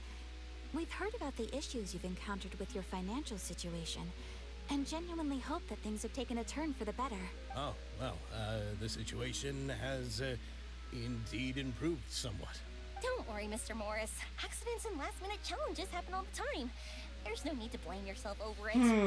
Is Mr. Morris the culprit? Is that we're almost done filming now, and I would even say that this is the best story I've ever seen. Is Mr. Morris the father of Baptiste? So, I see. That was great news. Yeah, so Morris is the father. Okay, cool. All right. Just now that context. That we've gotten all the pleasantries out of the way, let's get the show on the road.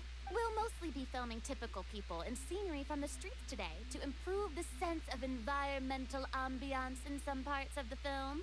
Oh, and there'll be a cameo for Mr. Kamisato and Miss Yoimiya as well.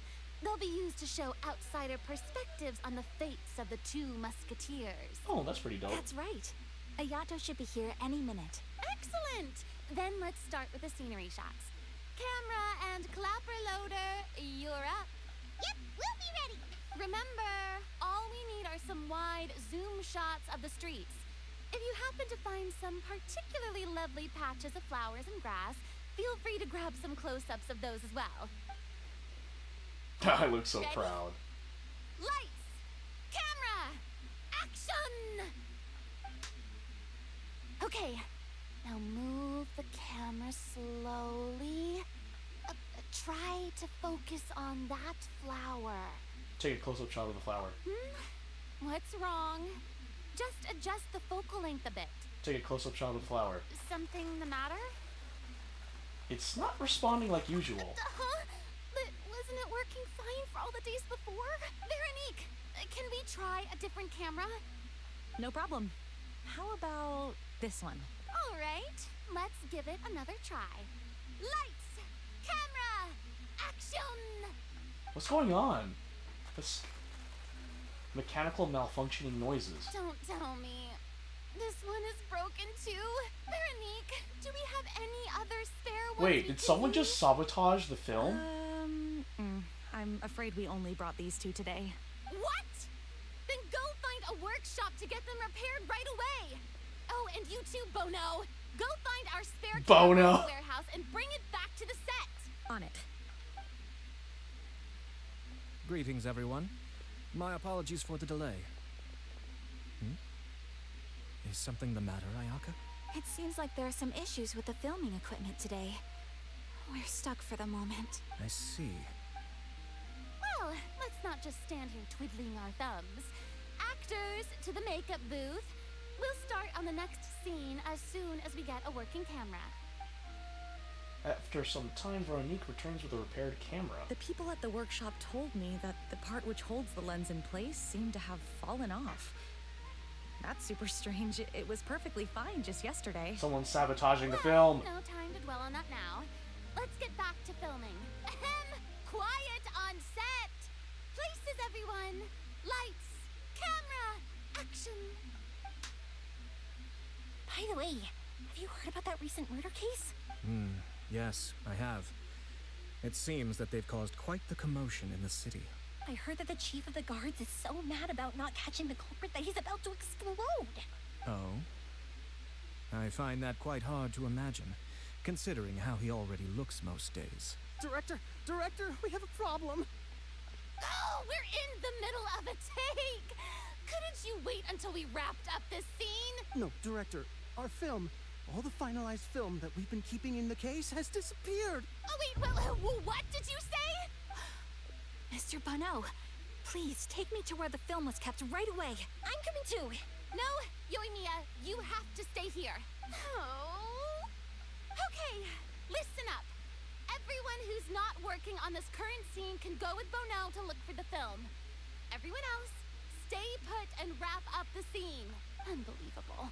How could all these problems happen in just one day? After some time, it's because Mr. Morris. We're back. Wow. How did it go? Did you find the film? We found it in the sewers. In the sewers? Is the film still okay? We discovered it just in time, so we should still be able to salvage it. Oh my god. The others are checking now to see if we lost any specific scenes. Oh, that's... I would be so devastated if that happened to me. You scared me for a moment I'd still be scared. I nearly thought we had lost everything. I really don't want to experience that feeling of despair again. Oh, Okay, Farina. who could have stolen the film and dumped it there?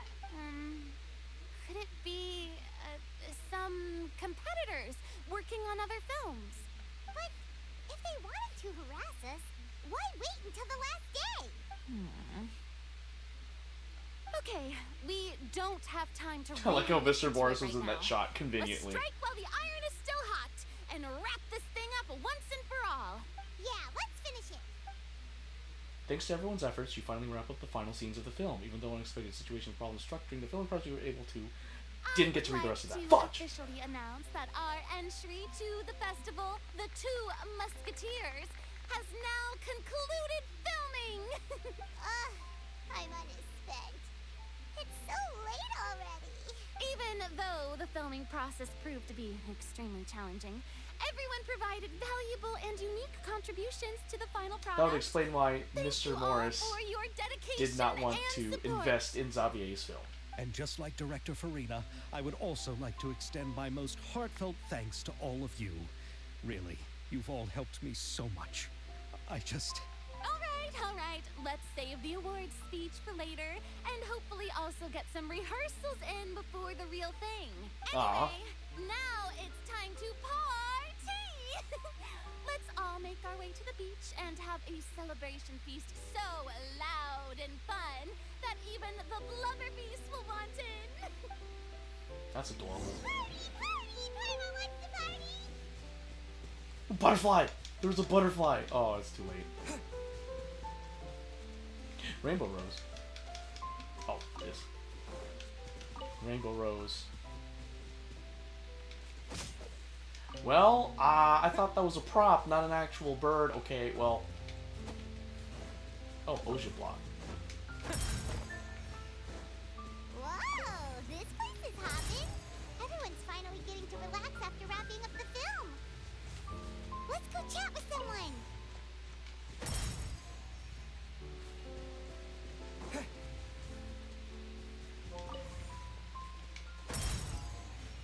What, I unlocked something? Hey, nice. And there's a Hydroculus. Let me get that sweet flower. Got a sweet flower. Exquisite chest. Hey. Whoa, whoa, whoa, whoa! Godfred, don't you think this puzzle is a little strange? I think it's fine as long as it gives us a treasure chest. You're not wrong, but, Paimon has so many questions. Who placed these items, and why did they place them here? Perhaps a mysterious person with an equally mysterious agenda is behind this. Paimon knows when you're just making things up. Paimon got it. These puzzles in the wild are actually set up by the Adventurers Guild. The aim is to train the guild's rookie adventurers. After all, places like ruins and dungeons are really dangerous. Most puzzles in the wild are safer compared to those deadly devices. As for this strange puzzle, a rookie adventurer from the Adventurers Guild must have set it up. This person has no experience, so it ended up looking pretty strange. How's that? Makes a lot of sense, right? So, it's a case of rookies training fellow rookies? That can't be helped. No one is born with work experience, so if you must have experience before you can do the job, then no one will be able to work. Yeah, Paimon doesn't mind a strange puzzle if that's the case. How weak To be kind to others is to be cruel to yourself. Whoa! Where did you pop up from, little girl? Little miss, I'm not some nameless little girl. Behold, standing before you is the great artiste, Salsa, who will be the future of Fontaine's art scene. Little miss? Is she referring to Paimon? I don't think I will ever be addressed as Little Miss. Well, of course. Look, I'm this much taller than you, although I'm shorter than the mister next to you. But Mom said that as long as I drink a lot of milk and go to bed on time, I'll definitely grow taller. So I'll be a big sister in a few years' time, and you'll be a younger brother. I don't think it works that way. But Salsa, what are you doing here? Oh, is this canvas yours? Yeah, the scenery is really pretty here, so it's a great place to sketch. If it weren't for these ugly things, I would have completed my painting long ago. Mr. and Flying Little Miss, are you two here to sketch too? Excellent taste. Oh, we forgot to introduce ourselves. Paimon's Paimon, not some Flying Little Miss. He is Godfrey, and we are adventurers traveling around the world. What? So you guys are members of that evil organization? Oh no, I let my guard down. Evil organization? Didn't Little Miss Paimon mention it just now? Those bad guys in green from that evil organization? They installed all these ugly things here and ruined all the beautiful scenery. I didn't realize you two were together with those evil green guys. What am I gonna do now? Didn't Paimon say that? Forget it. Is there anything we can do to help? After all, Godfrey is a member of the Adventurers Guild. Oh! Are you going to become one of the good guys now? That's the right choice. We should work together to defeat the evil organization, so our eyes no longer get polluted by ugly things. Paimon doesn't understand. What do we have to do exactly? We can't just charge into the headquarters of the Adventurers Guild, right? Dad said that we have to do things one step at a time, so we should start with what's in front of us. Godfrey and Little Miss Paimon, please help me rearrange these ugly things. With great artist Salsa's guidance, this is going to be a piece of cake, so don't worry. Okay then, we'll listen to you. Godfrey, let's give it a try. Asymmetry also has its merits, but symmetry would look better here.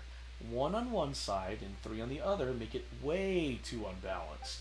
It would be nice to place the Pneumosia relay piles on both sides of the road so that everything is symmetrical. Okay, well, this should be simple. We just need to put an extra one on the other side of the road, right?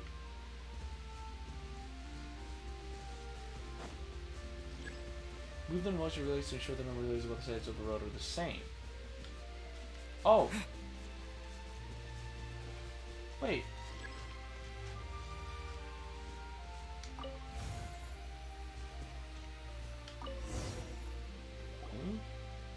Good, very good. It looks so much better this way. The points, lines, and planes are all in harmony, with every detail being executed flawlessly. Everything just looks so much more pleasing. Dad was right when he said there's no trash in this world that can't be saved, only resources in the wrong places. Godfrey and Paimon, thanks to your hard work, our world has taken another step in the right direction. We didn't do much. Now that Paimon looks at it, everything sure looks better after we rearranged them. All we did was change things around a little. The sense of disarray from before is completely gone. Paimon thought you were just a kid who was full of herself. Paimon didn't expect you to actually know a lot about composition and framing. What? Aren't we buddies who battle against the evil organization together? Such little faith. I'm devastated. It's not that Paimon doesn't believe in your skills. It's just... don't be sad. Ah! Oh no! Huh? What now? I nearly forgot. Mom and Dad are coming home today. They aren't usually at home? Yeah, because Mom and Dad are amazing. Amazing people are always very, very busy.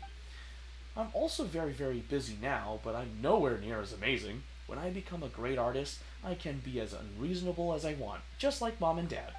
Huh? What does being amazing have to do with being unreasonable? That's because Mom and Dad always check my homework when they're back, even when I finished everything. As long as I'm not sitting at my desk, they'll say, Salsa, oh Salsa, you're slacking off again. What are you going to do in the future if you play with brushes and paints all day long? Even though I tell them that I've long finished my homework, they will continue nagging. but no matter how unreasonable they are, I can't get a word in because they're too brilliant. So I always pretend to be working really hard whenever Mom and Dad come home, even when I haven't finished my homework. Then they won't have anything to say. I'll say unreasonable things however I like when I become as amazing as my parents, or even better than them. This feels kinda wrong somehow. Oh no, I'm running late. I won't make it if I don't go off now. It was so nice to meet you, Godford and Paimon. Thank you so much for helping. I gotta go home now. Take care. Be careful not to fall. Salsa runs off with her canvas and box of drawing tools. She's like a little whirlwind. Children these days don't have it easy, huh? Thank goodness Paimon doesn't have homework. Paimon, oh Paimon, you're slacking off again. No! Godford, stop! Paimon can't hear you! I could have used... Oh, freak. I could have used the paint canvas to get that hydroculus. Alright, here we are. Feast time. Didn't expect to do that little side quest.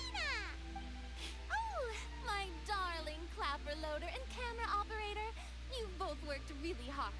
Paimon thinks you worked even harder than us. Honestly, Paimon was getting a little tired of playing with the clapperboard by the end of it. But did you want to play with it a lot, Paimon? First of all, Paimon started having dreams of you shouting, "Lights, camera, action!" into Paimon's ears. The actual dream can't even start until you've yelled that. Hey, if anything, shouldn't I be more grand and delightful than your dreams? Farina, oh my lord. We've been through so much together, and that's how your brain remembers me? That's not Paimon's fault. We've just used the clapperboard too much lately. Anyway, what's most important is that we wrapped the film. I'm pretty confident that we'll take first prize. You mean the Farina Award? Hey, no need to mention the official name. Wait, now that you mention it, if we did win the prize, would Farina just get a statue of herself? Come on, I don't need that kind of attention. Xavier can accept the reward on our behalf. But just imagine! Farina accepting the Farina Award and holding a Farina statue. That's so redundant. I'm going back to my dessert now. You all can keep discussing that on your own. Oh, but Farina! Win the Farina Award and get a Farina statue. That's so funny. Hey, Ayato! How's your work been going? Everything went rather smoothly. Thank you for your concern.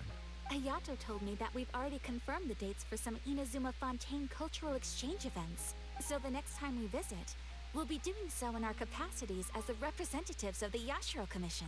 Nice. Oh, that's great! Then maybe Paimon will be able to find Fontaine detective novels in Inazuma from now on. Oh, wait. Wouldn't Yaimiko get upset if that happens? That would be stealing some of her business. As long as the novels are sufficiently interesting. You've got a point. She's always complaining that light novels have become bland and too predictable after all. The cultural exchange won't only feature literatures of both nations, of course. We have also made plans for cross-cultural engagements in the fields of gourmet cuisine, toy making, and artisan craftsmanship. Whoa! Paimon's getting super excited now! When the time comes, be sure to visit and participate in all the events. I don't know.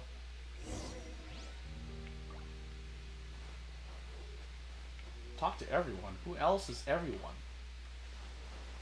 Oh, Shiori!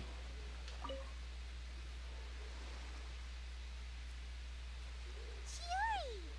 Hey, you two. Are you not really into these kinds of big social occasions? Not particularly. But this is still better than Fontaine Fashion Week. But if this film becomes a big hit, people will definitely come flocking to your shop. Yes, that's highly likely.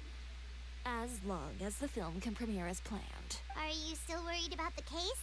That and all the obstacles we had to face today. You're right. It's as if all our bad luck just manifested at once. But why today of all days? No, it's nothing. We've already delivered the film to the editors, so there should be nothing more to worry about. How are you doing, Mr. Morris? You having a good time? Well, you could say that. Do you happen to know when the party is scheduled to end? Oh, sheesh. Judging by how much fun everyone's having, I'd say probably not until well after midnight. Is there something that you still have to take care of at home, Mr. Morris? Oh, well, I'm just not a late night person, so I might take off shortly. Oh no! Silly me. I almost forgot something super important. Oh, what is it? I prepared a whole batch of fireworks for the party, but I forgot to bring them over from the warehouse. Fireworks, you say? That's truly a pity. Sorry things didn't go as planned. Could you help me carry them over, Mr. Morris?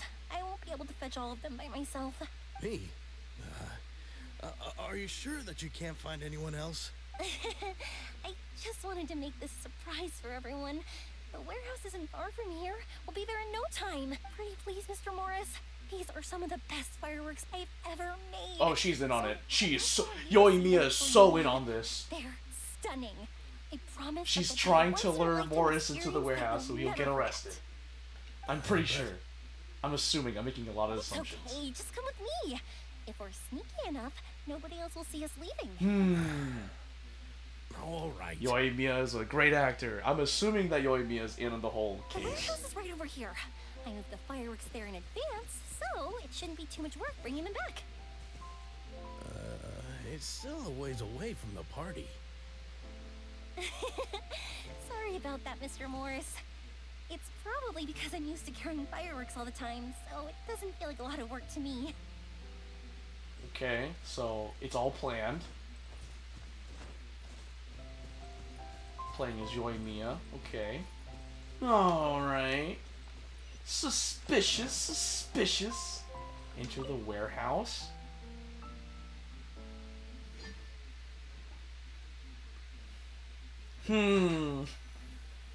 This seems like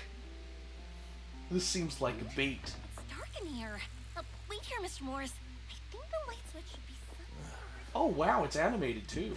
Well, why did I have to get roped into this? What was that?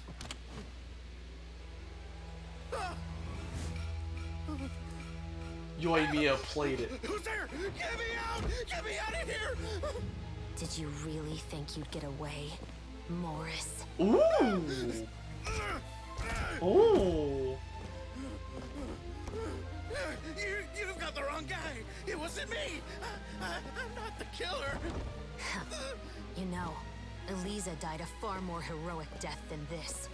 She fought your assassin to the end, to save the children she had hidden beneath the floorboards.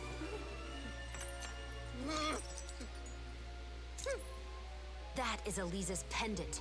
The one with a photo of you two inside. The one you gave her.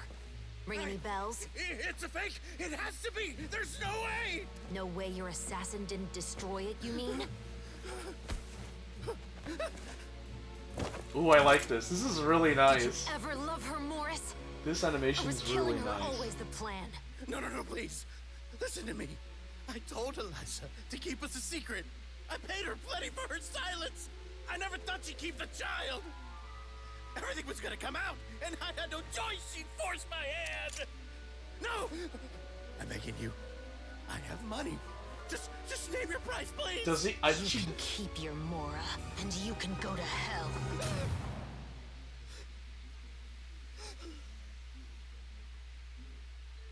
I'm Captain Shovraz of the Special Patrol.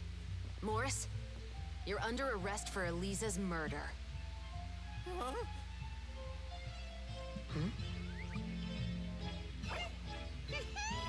Hey! Hey! I was in on it! I was in on it! Morris got played. You're under arrest too, Prop Manager Veronique. I knew it! Or perhaps I should call you the Second Musketeer.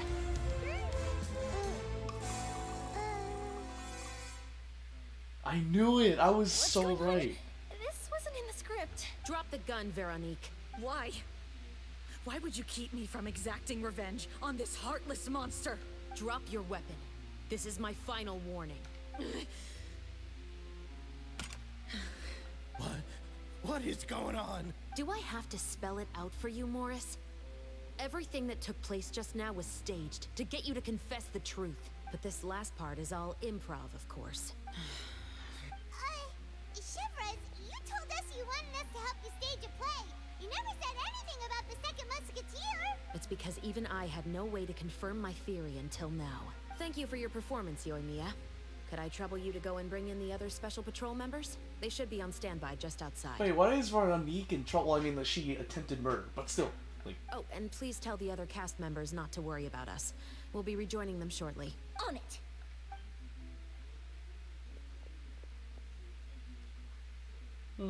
So what do you think, Morris? Care to talk about what happened 20 years ago? My patience is limited, you know. Don't force me to take you back to the interrogation room.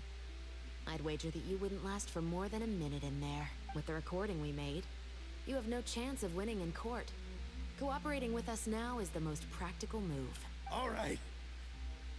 I'll talk. I hired an assassin to murder Elisa. She once worked as a maid on my family's estate. She was very beautiful, and after some time I fell for her. Dang. We kept our relationship a secret and carried out an affair for some time, but it wasn't long before she became pregnant. Bro, like... And if my parents ever found out, they would have stripped me of my inheritance and status, driven me out of my home. I also didn't expect Elisa to insist on bringing the pregnancy to term. She even asked me to leave my family and travel far, far away with her.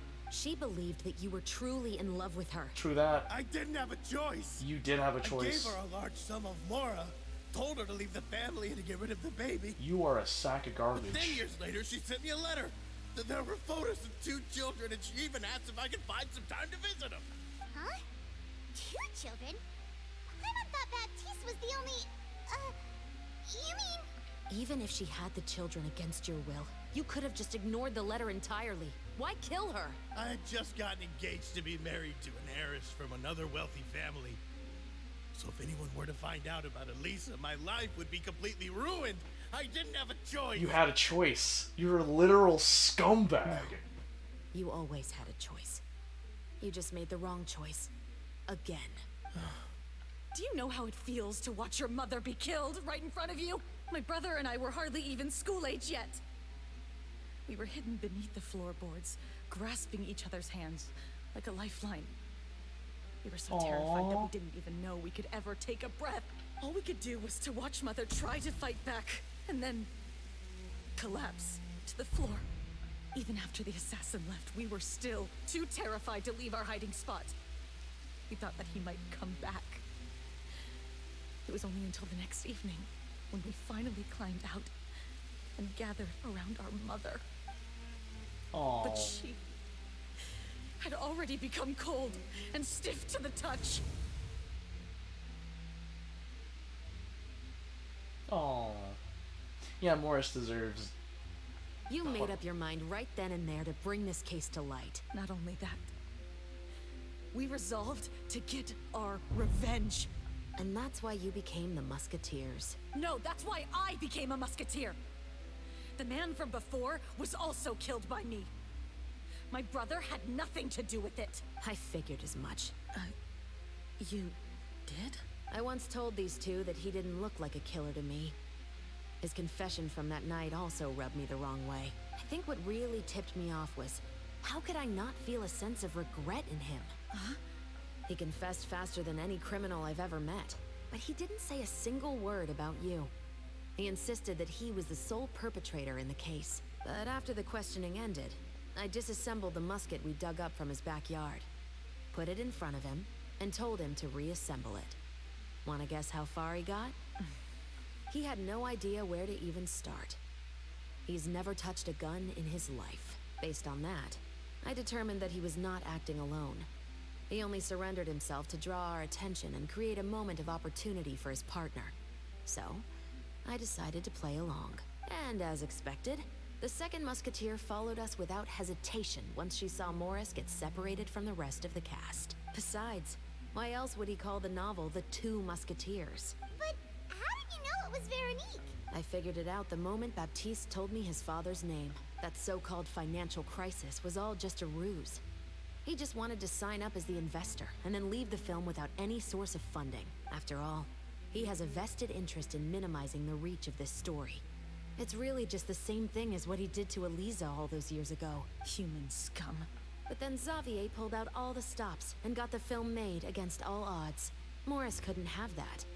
With the killer in custody, he figured it was safe to act.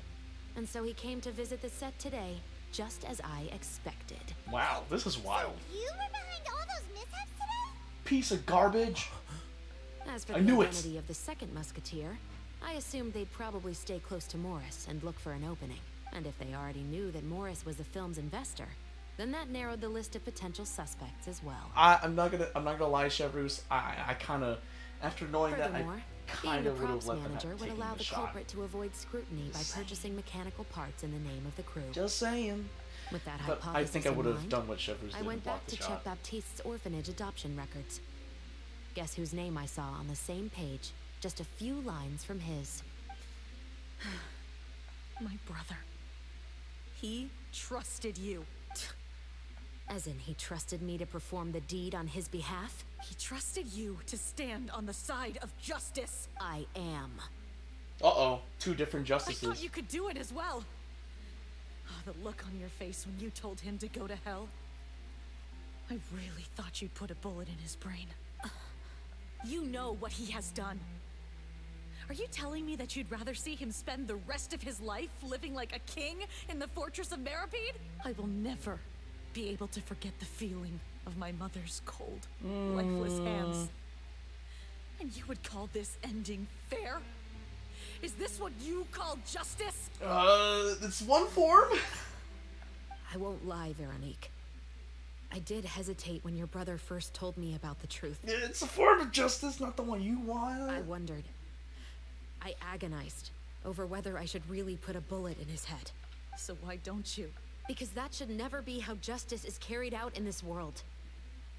Okay. Perhaps to you, justice is simply reciprocated. An eye for an eye, and a life for a life.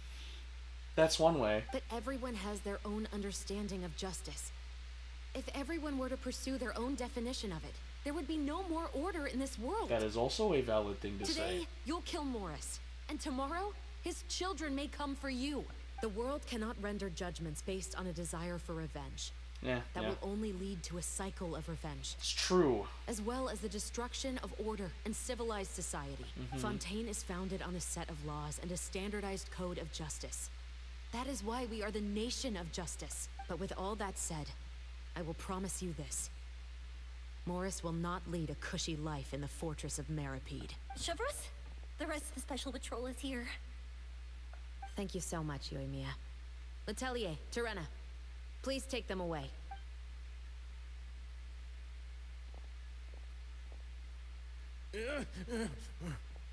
I still can't agree with your reasoning. I don't blame you, bro. I know. Justice has not been delivered. At least, not today. Chevreuse. Let's go. We should give an explanation to the crew. Are you okay? Thank you for your concern. I'm fine. I think she really could have just let the two musketeers go. Oh, wait, no. No, she did. Okay, never mind. Thinking about it logically, yeah, no, I think Chevreuse made the right call. I'm just thinking about the things in life that have driven people to take justice into their own hands. You explain everything that happened to the rest of the crew. Alright, cool. That's kind of a... That's a morally gray area to end this on. Just saying. Basically, both parties were sent to jail. Who would have thought Morris would turn out to be... I'm at a loss of words. How could he have done something like this? I'm just glad that you're all safe and sound. Who knew that such a labyrinth of cases would be behind this story? Well, what should we do now? We have a finished film, of course, but should we still go ahead with the premiere? What do you mean? Shouldn't you be even more motivated to spread the word now that you've learned the truth? Shiori is right. I'd also like more people to see this story for themselves. but the real ending of the story seems to have deviated somewhat from the one in the script. Is that still acceptable to you, Miss Chevreuse? The call is yours. We still have time to reshoot an ending if that's what you'd like. No, it's fine as is. I like what we have for the catharsis. Romanticism is what gives works of art their appeal. Fiction is able to explore means of restitution that could never work in real life. That was deep. Well, just like the real world, the world of stories also has its own set of rules and justice. These different possibilities are what initially drew me to reading in the first place. Sounds good to me. I support your decision. What about Veronique? Will she be okay? She will soon face her judgment alongside her brother and Morris, if I had to guess. They'll probably all be sent to the fortress of Meripede. I'll make sure to give Risley a heads up about it. Oh, you mean that kind of heads up? Exactly. Ahem. All right, then the matter's settled. Now that everything's been taken care of, there's no reason for us to keep looking all gloomy and grumpy. What do you mean? What did she mean by that type of heads up? I'm assuming she has a way of getting Veronique and Baptiste out and just have Morris in the Fortress of Meripede. That's what I'm getting from that now. And enjoy each other's company. We'll be starting the post-production process tomorrow. You should join us, Chevreuse. You missed the first few hours of the party, didn't you? All right. Count me in. Then I'll wait for you over there. There's still some good news that I'd like to share with Chevreuse. Traveler, Paimon, could you wait for me by the sea after the party ends? I'd like to go on a brief walk with the two of you. Absolutely. Thank you very much.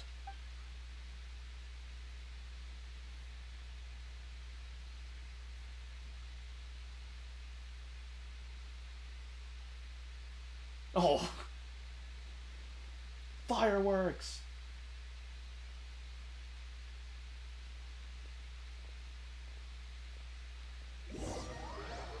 Wow!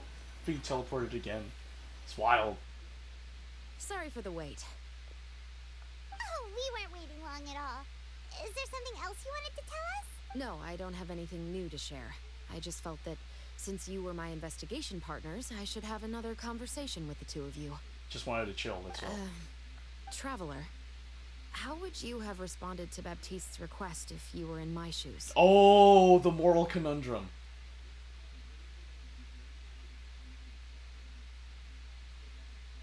I actually am thinking about this. Wow. Huh.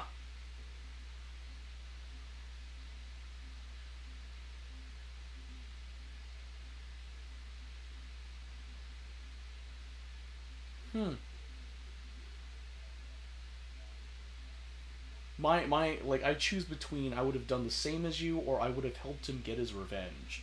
Now, given everything, I think I would have done the same thing as Chevreuse. I think I would have done the same thing as Chevreuse. Yeah. I think I would have done the same thing as Chevreuse.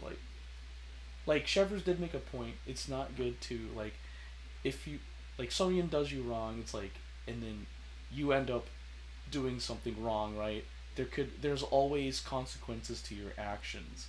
And she's basically saying, to stop that cycle of hate, you yourself must not give in to your hatred or your feelings of revenge. To stop that cycle of hatred and revenge, it is a very tough thing to do. And it's something I've seen in other works of fiction, and it's not an easy thing to do. Like, I've experienced it, personally. So, like, for something probably not as big as this, but I've experienced something like that. Like, ooh, I want to get revenge. It's in, like, fiction does portray it well in some cases. Like, there are points in time where you're so fixated on revenge that it consumes you. And when you get your revenge, there's nothing left except just a feeling of emptiness. Because you've worked your whole life for vengeance, you get it, and then there's nothing else after that. There's nothing for you to work towards to. And that's, like, the sucky thing about hatred and revenge and stuff like that, is that when you accomplish it, congrats, you did it, but there's nothing else after that. Because you've built yourself up around this one thing, and now it's no longer there. So what do you do now? And I feel like I would have done the same as Chevreuse.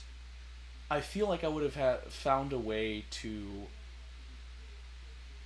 help Baptiste. Like, I would probably try and do something that would help them get out. Like, okay, Baptiste and Veronique, okay, sure, they killed someone. Like, they killed someone. It's bad, but there's they had a motive for it, right? Also, it was an assassin, and that assassin apparently had been doing something really bad stuff, so morally gray area. But I would have been like, okay, you know what? I would put them in there for a year. Like, I guess, in the Fortress of Meropide, and be like, you're in there for a year, and then go out on parole, or whatever Fontaine has, and just leave Morris in the Fortress of Meropide. Like, that's what I would do. So, I guess it's just me just trying to convince myself that I'm choosing the right decision for myself. But it's stuff like that, so you really think, like, freaking horror games has that. Like, Amnesia, and, like, Soma had that. But I wouldn't have let them kill. I don't know. Like, that scene where Veronique, like, shot and then Chevreuse blocked the bullet. Like, I honestly felt like at that moment when I saw the bullet fly through the air, I actually was kind of scared. I was like, oh, is Morris gonna die? I was like, oh, is Morris, like, jokingly, of course it's fiction. It's like, is Morris gonna die? But Chevreuse blocked it. And got me thinking in that moment. It's like, man. Yeah, for Morris, like, death is a means to an end for Morris. Morris needs to pay for what he's done. And a lifetime in prison will probably teach it. Well, may not, but I think it's worth it. Because, like death's a means to an end. Just saying. So, in some aspects. But I'm just like, I feel like killing him wouldn't I feel like killing at this point in time, because it was like 20 or so years, like, I don't think killing him wouldn't take back all that was taken from Veronique and Baptiste. I feel like to get your money's worth, you'd basically have to work him to the bone for 40 years. I don't know. But this is a moral quandary. I would have done the same. As you. So? Well, thanks for sharing. Don't worry, Chevreuse. I empathize with you. When I was young, my father often took me here to swim. We'd come rain or shine, even when it was freezing cold. He told me that swimming was the best activity to train one's strength of will. You could never give up before reaching the shore, especially when the water was cold. Oh? Why's that? Because the moment you give up would be the moment you die. At that point, I still hadn't received my vision. Oh. One winter, the chilly wind felt almost like knives on my skin, and the seawater was so frigid that it numbed my toes the moment I stepped in. I cried and begged my father to spare me from having to swim across, but he wouldn't listen. He used to be a member of the Special Patrol as well. You could say it was his way of educating his children. That sounds awful. When he saw that I wouldn't stop crying, he just picked me up and tossed me into the icy water. The bone-chilling cold took away my senses. I couldn't feel anything but fear and rage. I waited for my father to save me, but one look and I knew he'd already started swimming for the opposite shore. I realized that if I were to give up, I really would die right then and there. I would have punched your dad in the face. I used all of my strength to try and catch up to my father. Those few minutes felt longer than my whole life up until that point. I did, however, make it to the other side. I've never felt afraid about anything in my life after that. Nor have I ever cried again. Yeah, something as traumatic as that would do that to you. That way of teaching would have never worked on Paimon. Oh, I bet not. Yeah, I don't think that was the right method for anyone. It's just that, working now as I am in the pursuit of justice, I still sometimes feel like I've been tossed into that winter sea all over again. The anger and the helplessness. Chevreuse. But the worse I feel, the more I know to never give up. The alternative would be to forever lose myself among the waves. Anyway, how about a race? Neither of us will drown, but we can still see who swims faster. I'm game. You guys go ahead. Paimon will grab the clapperboard to mark the start of the race. Paimon, I thought you were getting tired of the clapperboard. No! No world request joined. I'm sorry. Wait, we're doing this? Have a swimming contest with Chevreuse? Oh, well. Hey. Oh wait, no. Too shallow to dive here? Alright. There we go. 46.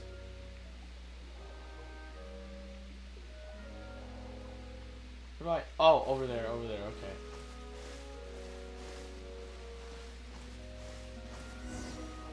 Have a swimming contest? Oh.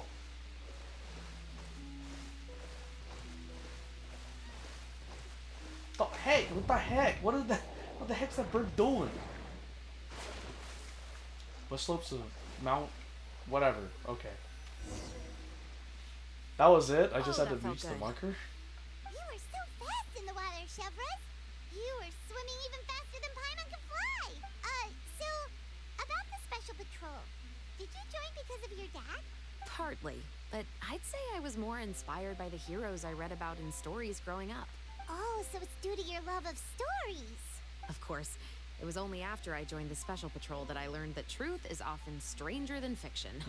Come on, let's walk a bit more. Chevreuse just wants a friend, that's all.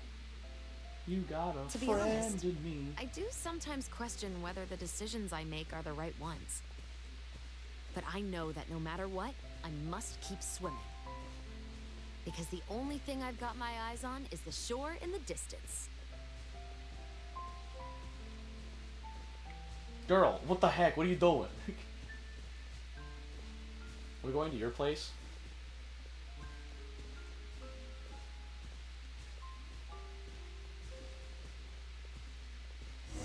Okay. Thank you for coming on this walk with me. I feel a lot better after getting all that off my chest. Anytime. Huh. We're nearly back at Baptiste's house. Huh. You're right. I didn't realize we were so close. He really did plant a lot of flowers. It's just like how he described it in the story. Huh? Wait. Paimon, Traveler, look! The rainbow roses in the garden. They're in full bloom now. Hey!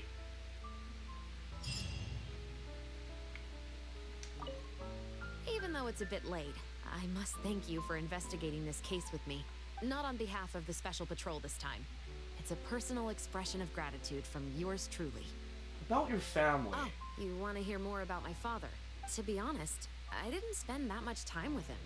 He was always busy with the Special Patrol, so he would often return home really late at night. Some nights, he didn't come home at all. Once, he didn't come home for a long time, maybe a whole week or so.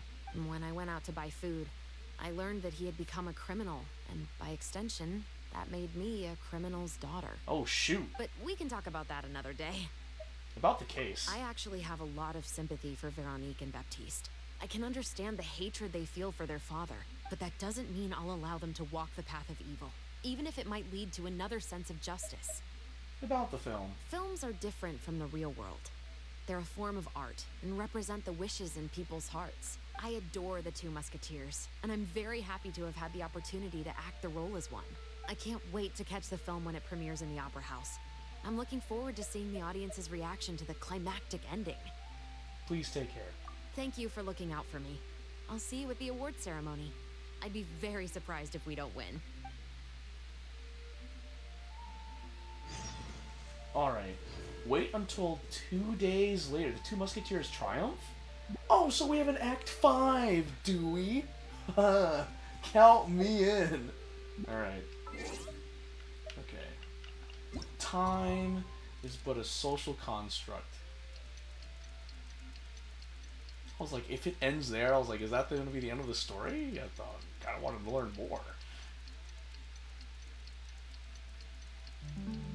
Alright. Oh, I could have just done this again? You can do that for 2 days? Oh. It's crazy. Alright. I like the time animation too. It's really cool.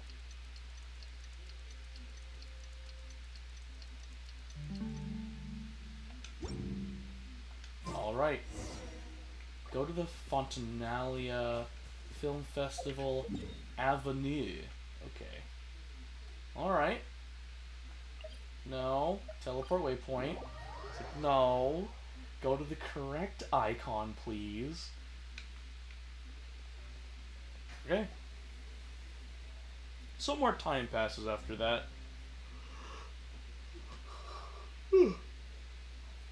Alright. The film has a successful premiere, and the Musket murder case also successfully comes to an end. Hey, it's been a while. Hey there, you two. Sorry I've been scarce. I've been buried in marketing and preparing the film for release ever since we wrapped post-production. The award ceremony is today, right?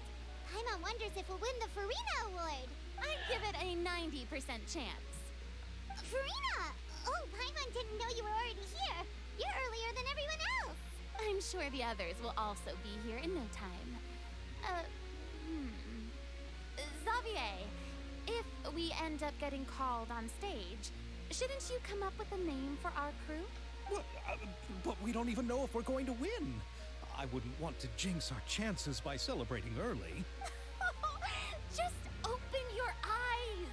Surely you've seen the audience's reactions to our film. We've had nothing but critical acclaim. You've also had conversations with the Opera House's operating staff, right? Didn't they want to increase the number of showings? With the more you've made from the box office, you can now open your very own film company. But that's all credit to my amazing crew. You've all helped to make this a reality, so I can't be the only one asked to come up with a name. Well, give it some thought. I'm sure the crew will respect your choice. All right, but before that, Traveler and Paimon, could I trouble you to quickly pay a visit to the Fortress of Meripede? Huh? But shouldn't we stay for the award ceremony? I wanted to ask you two to invite Shavraz to join us at the ceremony.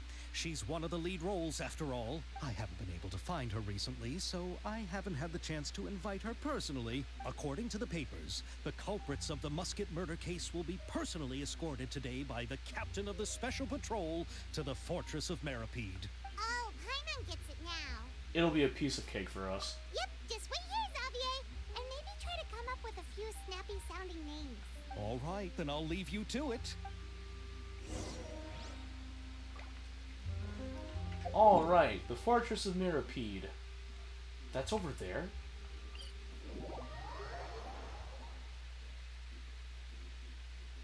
Wait, is the Fortress of Meripede like...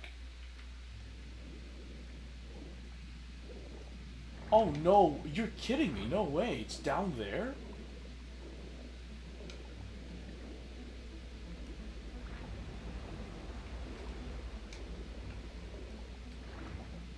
Oh wait, hold on.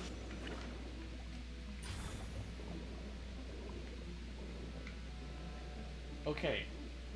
How do I get there? That was my dad. I actually have no idea how to get there. It's down here, right? It is down there. How do I get down there? I actually have no idea. How do I get down there?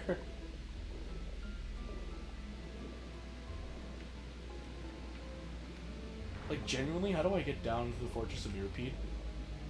Is it over there? Do I go over there? Where do I go? How do I get to the fortress? I might have to look up a walkthrough, guys. I don't know how to get down to the Fortress of Meripede. What is that? Is that like a water barrier? A water barrier? No, it's just glass. How do I... Oh, there's a viewpoint!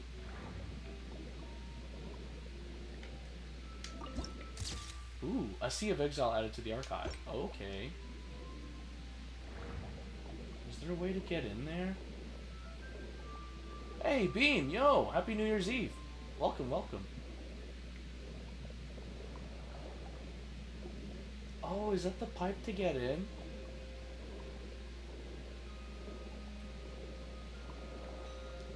Wait, do I go down here? A Lumatoil. No, I didn't mean to do that. I gotta go down. No! How do I get to the Fortress of Meripede? Oh my goodness. Wait, is that the Fortress of Mirapede? Oh wait, genuinely, is that how you get in? Is it here? Is this the fortress?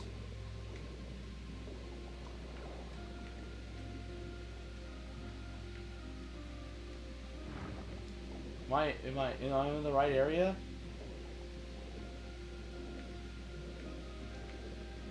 Nah.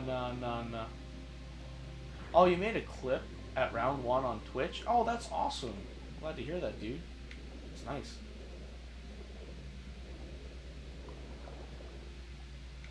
Okay. Jellyfish. How do I... Oh wait, there's a thing. That's a thing, right? Did I do it? Oh! I don't know how to get in. How do I get to the Fortress of Mirapede?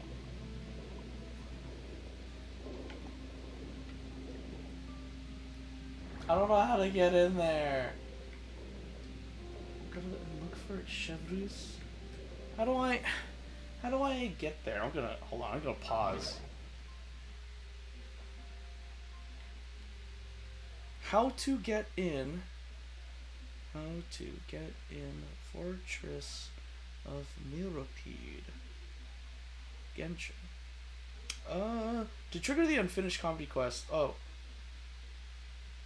Standing in the searchlight for too long during the tower's searchlight side quest. Diving in the underwater metal pipe northwest of the Liffey region underwater waypoint. So like, taking the lift south.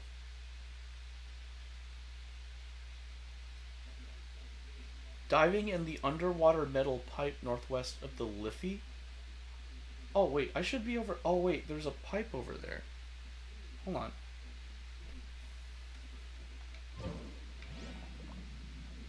Hold on.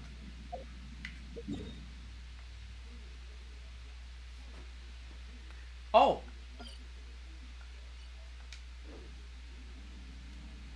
Wait. Navigate.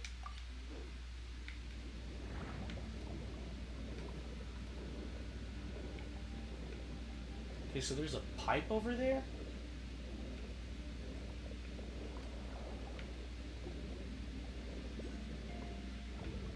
There's a pipe? Oh, there's a hydroculus, though. You can get that. A, that's what I'm talking about. Wait, how do I go up? It's A, yeah. A is to go up. Okay. Alright, I... Over here? Is this it? This the pipe? Is this the pipe? Oh no, that's not the pipe. Oops. Oh, oops, my bad.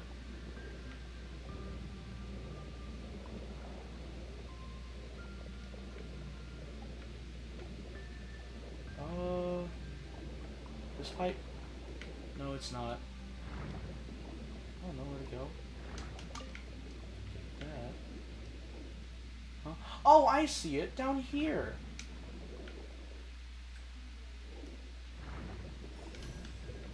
Oh, wait. Oh, no, I see. Oh, shoot. Okay, hold on. I have to press B to go down and press the right bumper to sprint.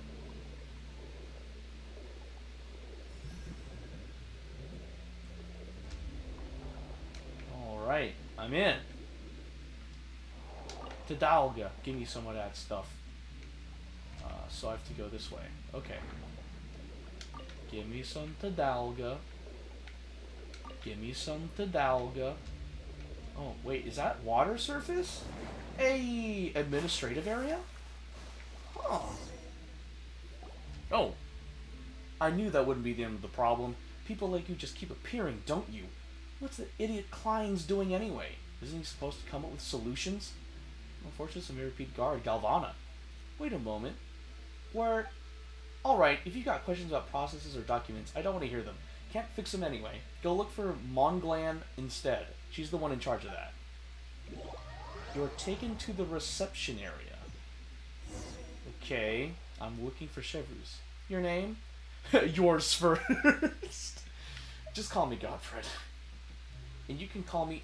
You can call Paimon Paimon. Yeah! Lowering your voice didn't make us sound more serious at all. In fact, we sound super weird. Godfred and Paimon, huh? Never heard of you two. Are you really from around these parts? Well, we're here, aren't we? Yes, I can see that. Ugh. Oh, the patty melts are coming back up. Okay. 2 names missing. It seems like someone's been slacking off. I'll have to record this. Those who didn't fill the forms improperly will face the relevant consequences. Anyway, this isn't your fault. No need to worry. As long as you follow the rules and behave well, you might even have the chance to leave early. You just need to fill the application form and wait patiently for it to be approved.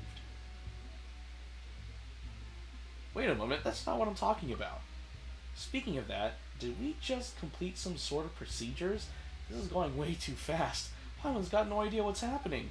There's got to be some kind of misunderstanding. If you want your case reviewed, please fill the application form according to this format. That said, the time for that has passed for now, so you'll have to wait for the next application window to open. If you have any other questions, ask Darcy. He should be nearby. I'm sure he'll be glad to have a newbie to talk to. Oh, like I'm a new hire? Note, involvement in other quests. Current quest, unfinished comedy. Continuing the current quest may cause parts of the following quest to become occupied. Progress cannot be made on occupied quests. To the star shining at dusk, cataclysms quickening the rings of the past day, born in the land of grievances. I'm just going to continue this current quest. This quest requires a significant amount of time to complete. You will not be able to continue progression in occupied quests. Until this quest is completed, you will not be able to do this action once you confirm accepting this quest. Please consider it carefully before accepting it. Cancel. Suspend current quest. Oh, viewpoint. Ooh, the copper key. Added to the archive. Huh. Am I here? I'm just here because I'm trying to... I want to do the Two Musketeers Triumph. I'm just here for that. I'd love to do that side quest, but I'm trying to finish this limited time event. Just saying. This is as far as I'll be taking them. I'll leave the 3 of them to you Oh, now. it's that awesome dude with the gauntlets. Got another errand to run? Riothsley, a mystery of solitary iniquity.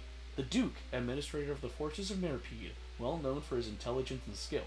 To outsiders, he's a natural leader who has many factions wrapped around his finger, while those familiar with him will recall his easy humor and preparations for a rainy day. Very few people know him in his entirety, and this, perhaps, is a secret to his standing in the gloomy underwater world. Something like that? I'm expected at a party.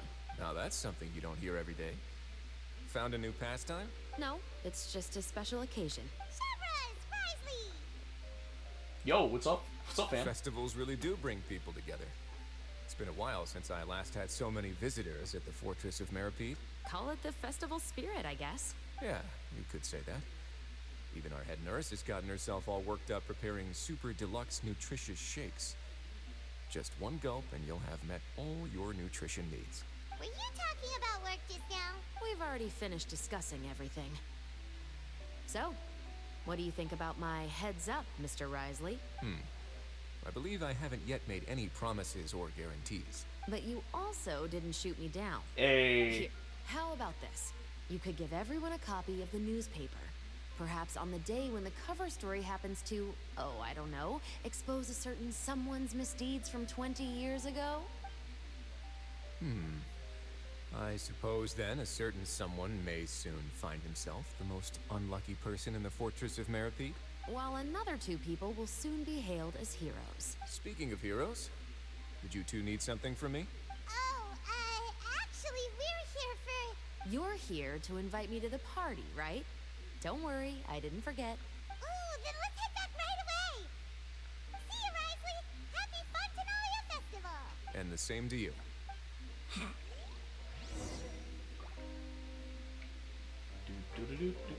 Return to the Fontenalia Film Festival venue.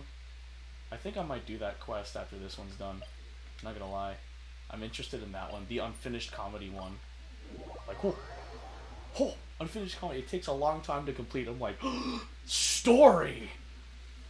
Ooh! And the winner of the Farina Award for the first Fontinalia Film Festival is... The first? The Two Musketeers! Hey, that's hot.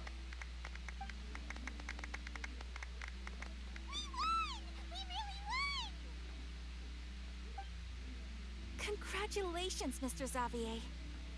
We won? I can't believe it! I really can't thank all of you enough! See? My takes on Fontaine's entertainment industry have never been wrong. Well, Farina, you've been alive longer than a lot of people here, so... Now, please welcome to the stage the producer of the Two Musketeers, Mr. Xavier!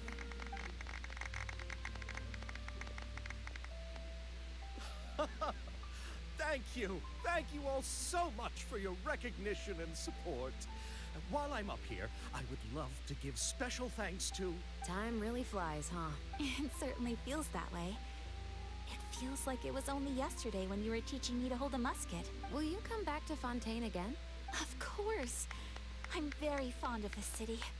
There are so many novel and interesting things that it's been hard to keep track of them all.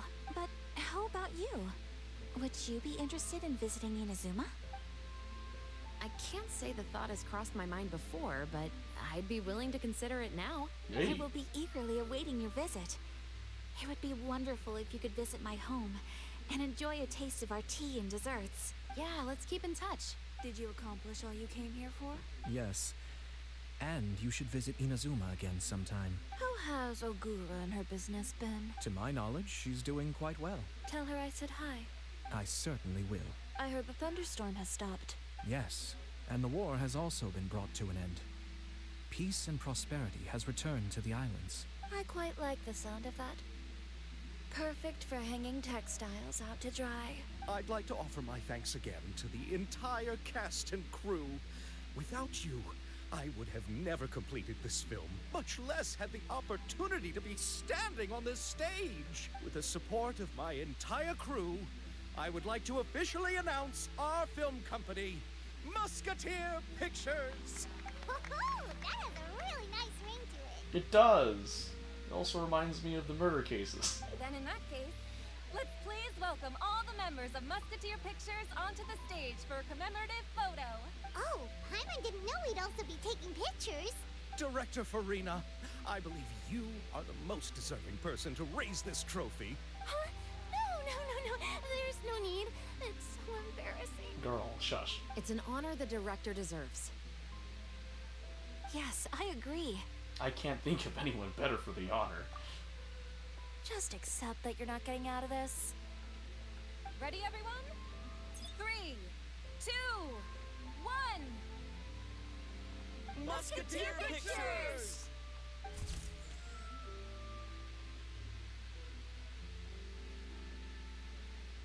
Aw. That's really nice. That's a really nice picture.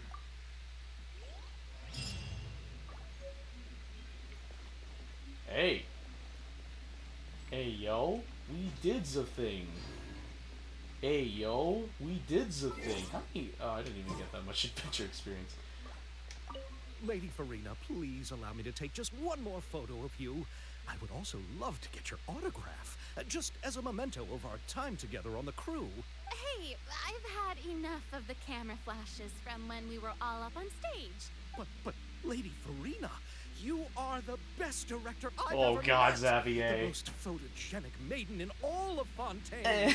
This kind of lively and celebratory setting is exactly where you shine. I believe all photographers would agree. Come, the brightest star of our land. Show us your light. The camera is waiting to sing praises of your beauty. Bro, you kind of want to leave that lid ajar. Like, don't put it completely on. Just leave it ajar. I feel like you're making Farina feel very uncomfortable right now. Well, I'm flattered, but all right. I'll humor you and try a few more different poses. Farina, oh my lord, you are a tryhard. You are a freaking pushover. But I don't have to hold the trophy, right? Nah. Of course. You may pose however you like. Thank you so much. Thank you so much. By the heavens, my luck has been beyond belief. I'm having a hard time coming to terms with it now. Lady Farina, please allow me to... Hey! Oh, okay, okay. Become the bright... Well, I'm flat. But I don't have to hold. Of course. Thank you so much.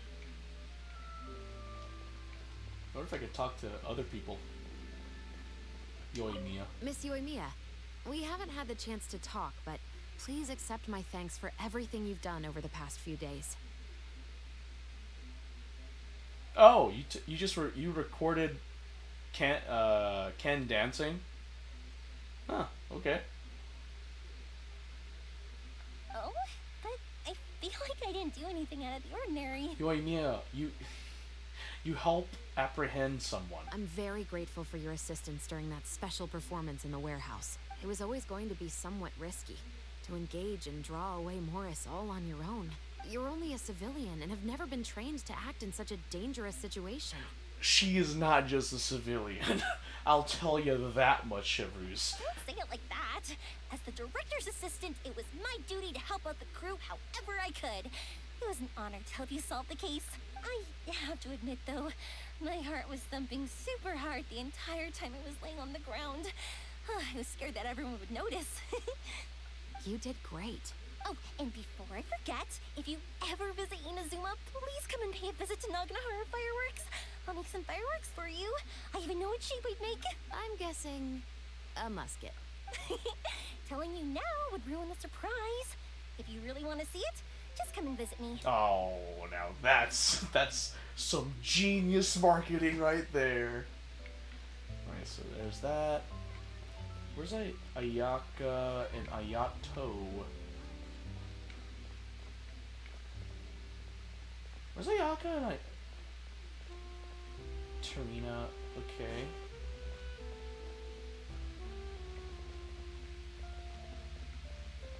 Melise? Bro, where's Ayako and Ayato? I mean, I see Yoimiya and Chevreuse, Farina and Xavier. Where's Ayaka and Ayato? I guess they're not here.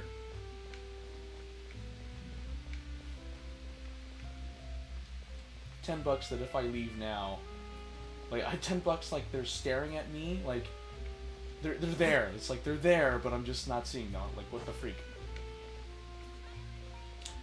I'll do one more scan, and if I don't see Ayato and Ayaka, then yeah, I'm probably just gonna leave it at that. Okay, alright. That was a lot of fun.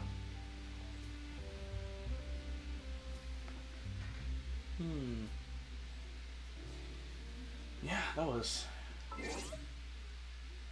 an event. That was an event. Yeah, that was an event. Alright, guys. Alright, guys. I think I'll be calling it for tonight. Well, this has been a wild ride. I enjoyed it. This has been a lot of fun. But yeah, I probably should... Hold on. Let me just get some lo-fi on. Just gonna get some lo-fi. So that way my fan can... Or I could just click on Amelia Watson's stream. Okay, so now there's some background audio. I'm gonna go ahead and just close this.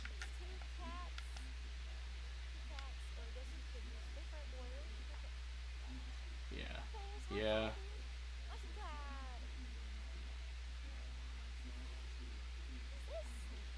Alright, yeah, so... Oh, what a great way to finish off 2023. I can tell you my thoughts on this year. It's just a lot of stuff has happened for me this past year.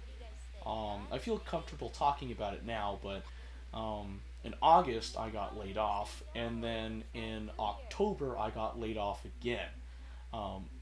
good news, I have a job now. But it was really fortunate for me to get a job a month before Christmas. So, yeah, so a lot of stuff has happened. Went to Anime Expo, went to the Bushiroad Championship Series. No, yeah, went to the Bushiroad. Went to the Bushiroad World Finals this year, earlier in February. Man, I did a lot of stuff this year. Went to IkiCon, went to WeebCon, Anime Con or ACon, Anime Fest, Anime Expo.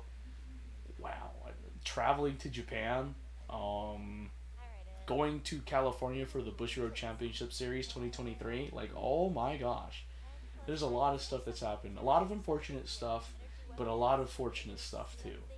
So, wow, there's just a lot to take in. I think I'm just gonna take it. Now, I'm not gonna lie. I'm probably gonna take a nap, and then just wake up in time to celebrate New Year's with my family. So, yeah. Hey, hope you guys have a wonderful New Year's Eve, and I will see you in the new year. All right. Happy New Year's Eve, guys. Happy New Year's Eve.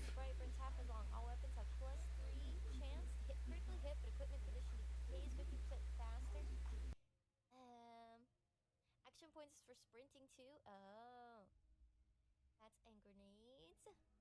AP's just for bats. Okay, yeah, that's what I thought. Okay, so I guess this one doesn't sound too bad. I know kamikaze sounds cool, but I don't. We're not gonna really be using bats. And then I was thinking, wait, you fire 20% more slowly, but 20% more accurate. Okay, I think I'm just gonna get this one because, I think it's fine. All right, I have to. Okay. All right, I guess that about does it. I guess we'll have to try to survive. Because I am gonna go in God mode sometimes, but it'll be too boring. Like, I just want to no clips occasionally to check from above how it looks. Because I wanna spawn a shit ton of proximity mines and like spell out 2024, right? Here, these are yours. I just gotta make sure, you know, from like the right angle, it looks good. I hope you don't mind, but I gave the note a look. I thought it might help me find a next of kin. But, well, if you're heading back Free out gun! there, they call Oh, it big boy. Okay. Alright. Okay, bye! don't mention it. Wait, what is this? Hardcore mode. Let's say no for now, right? Because we're just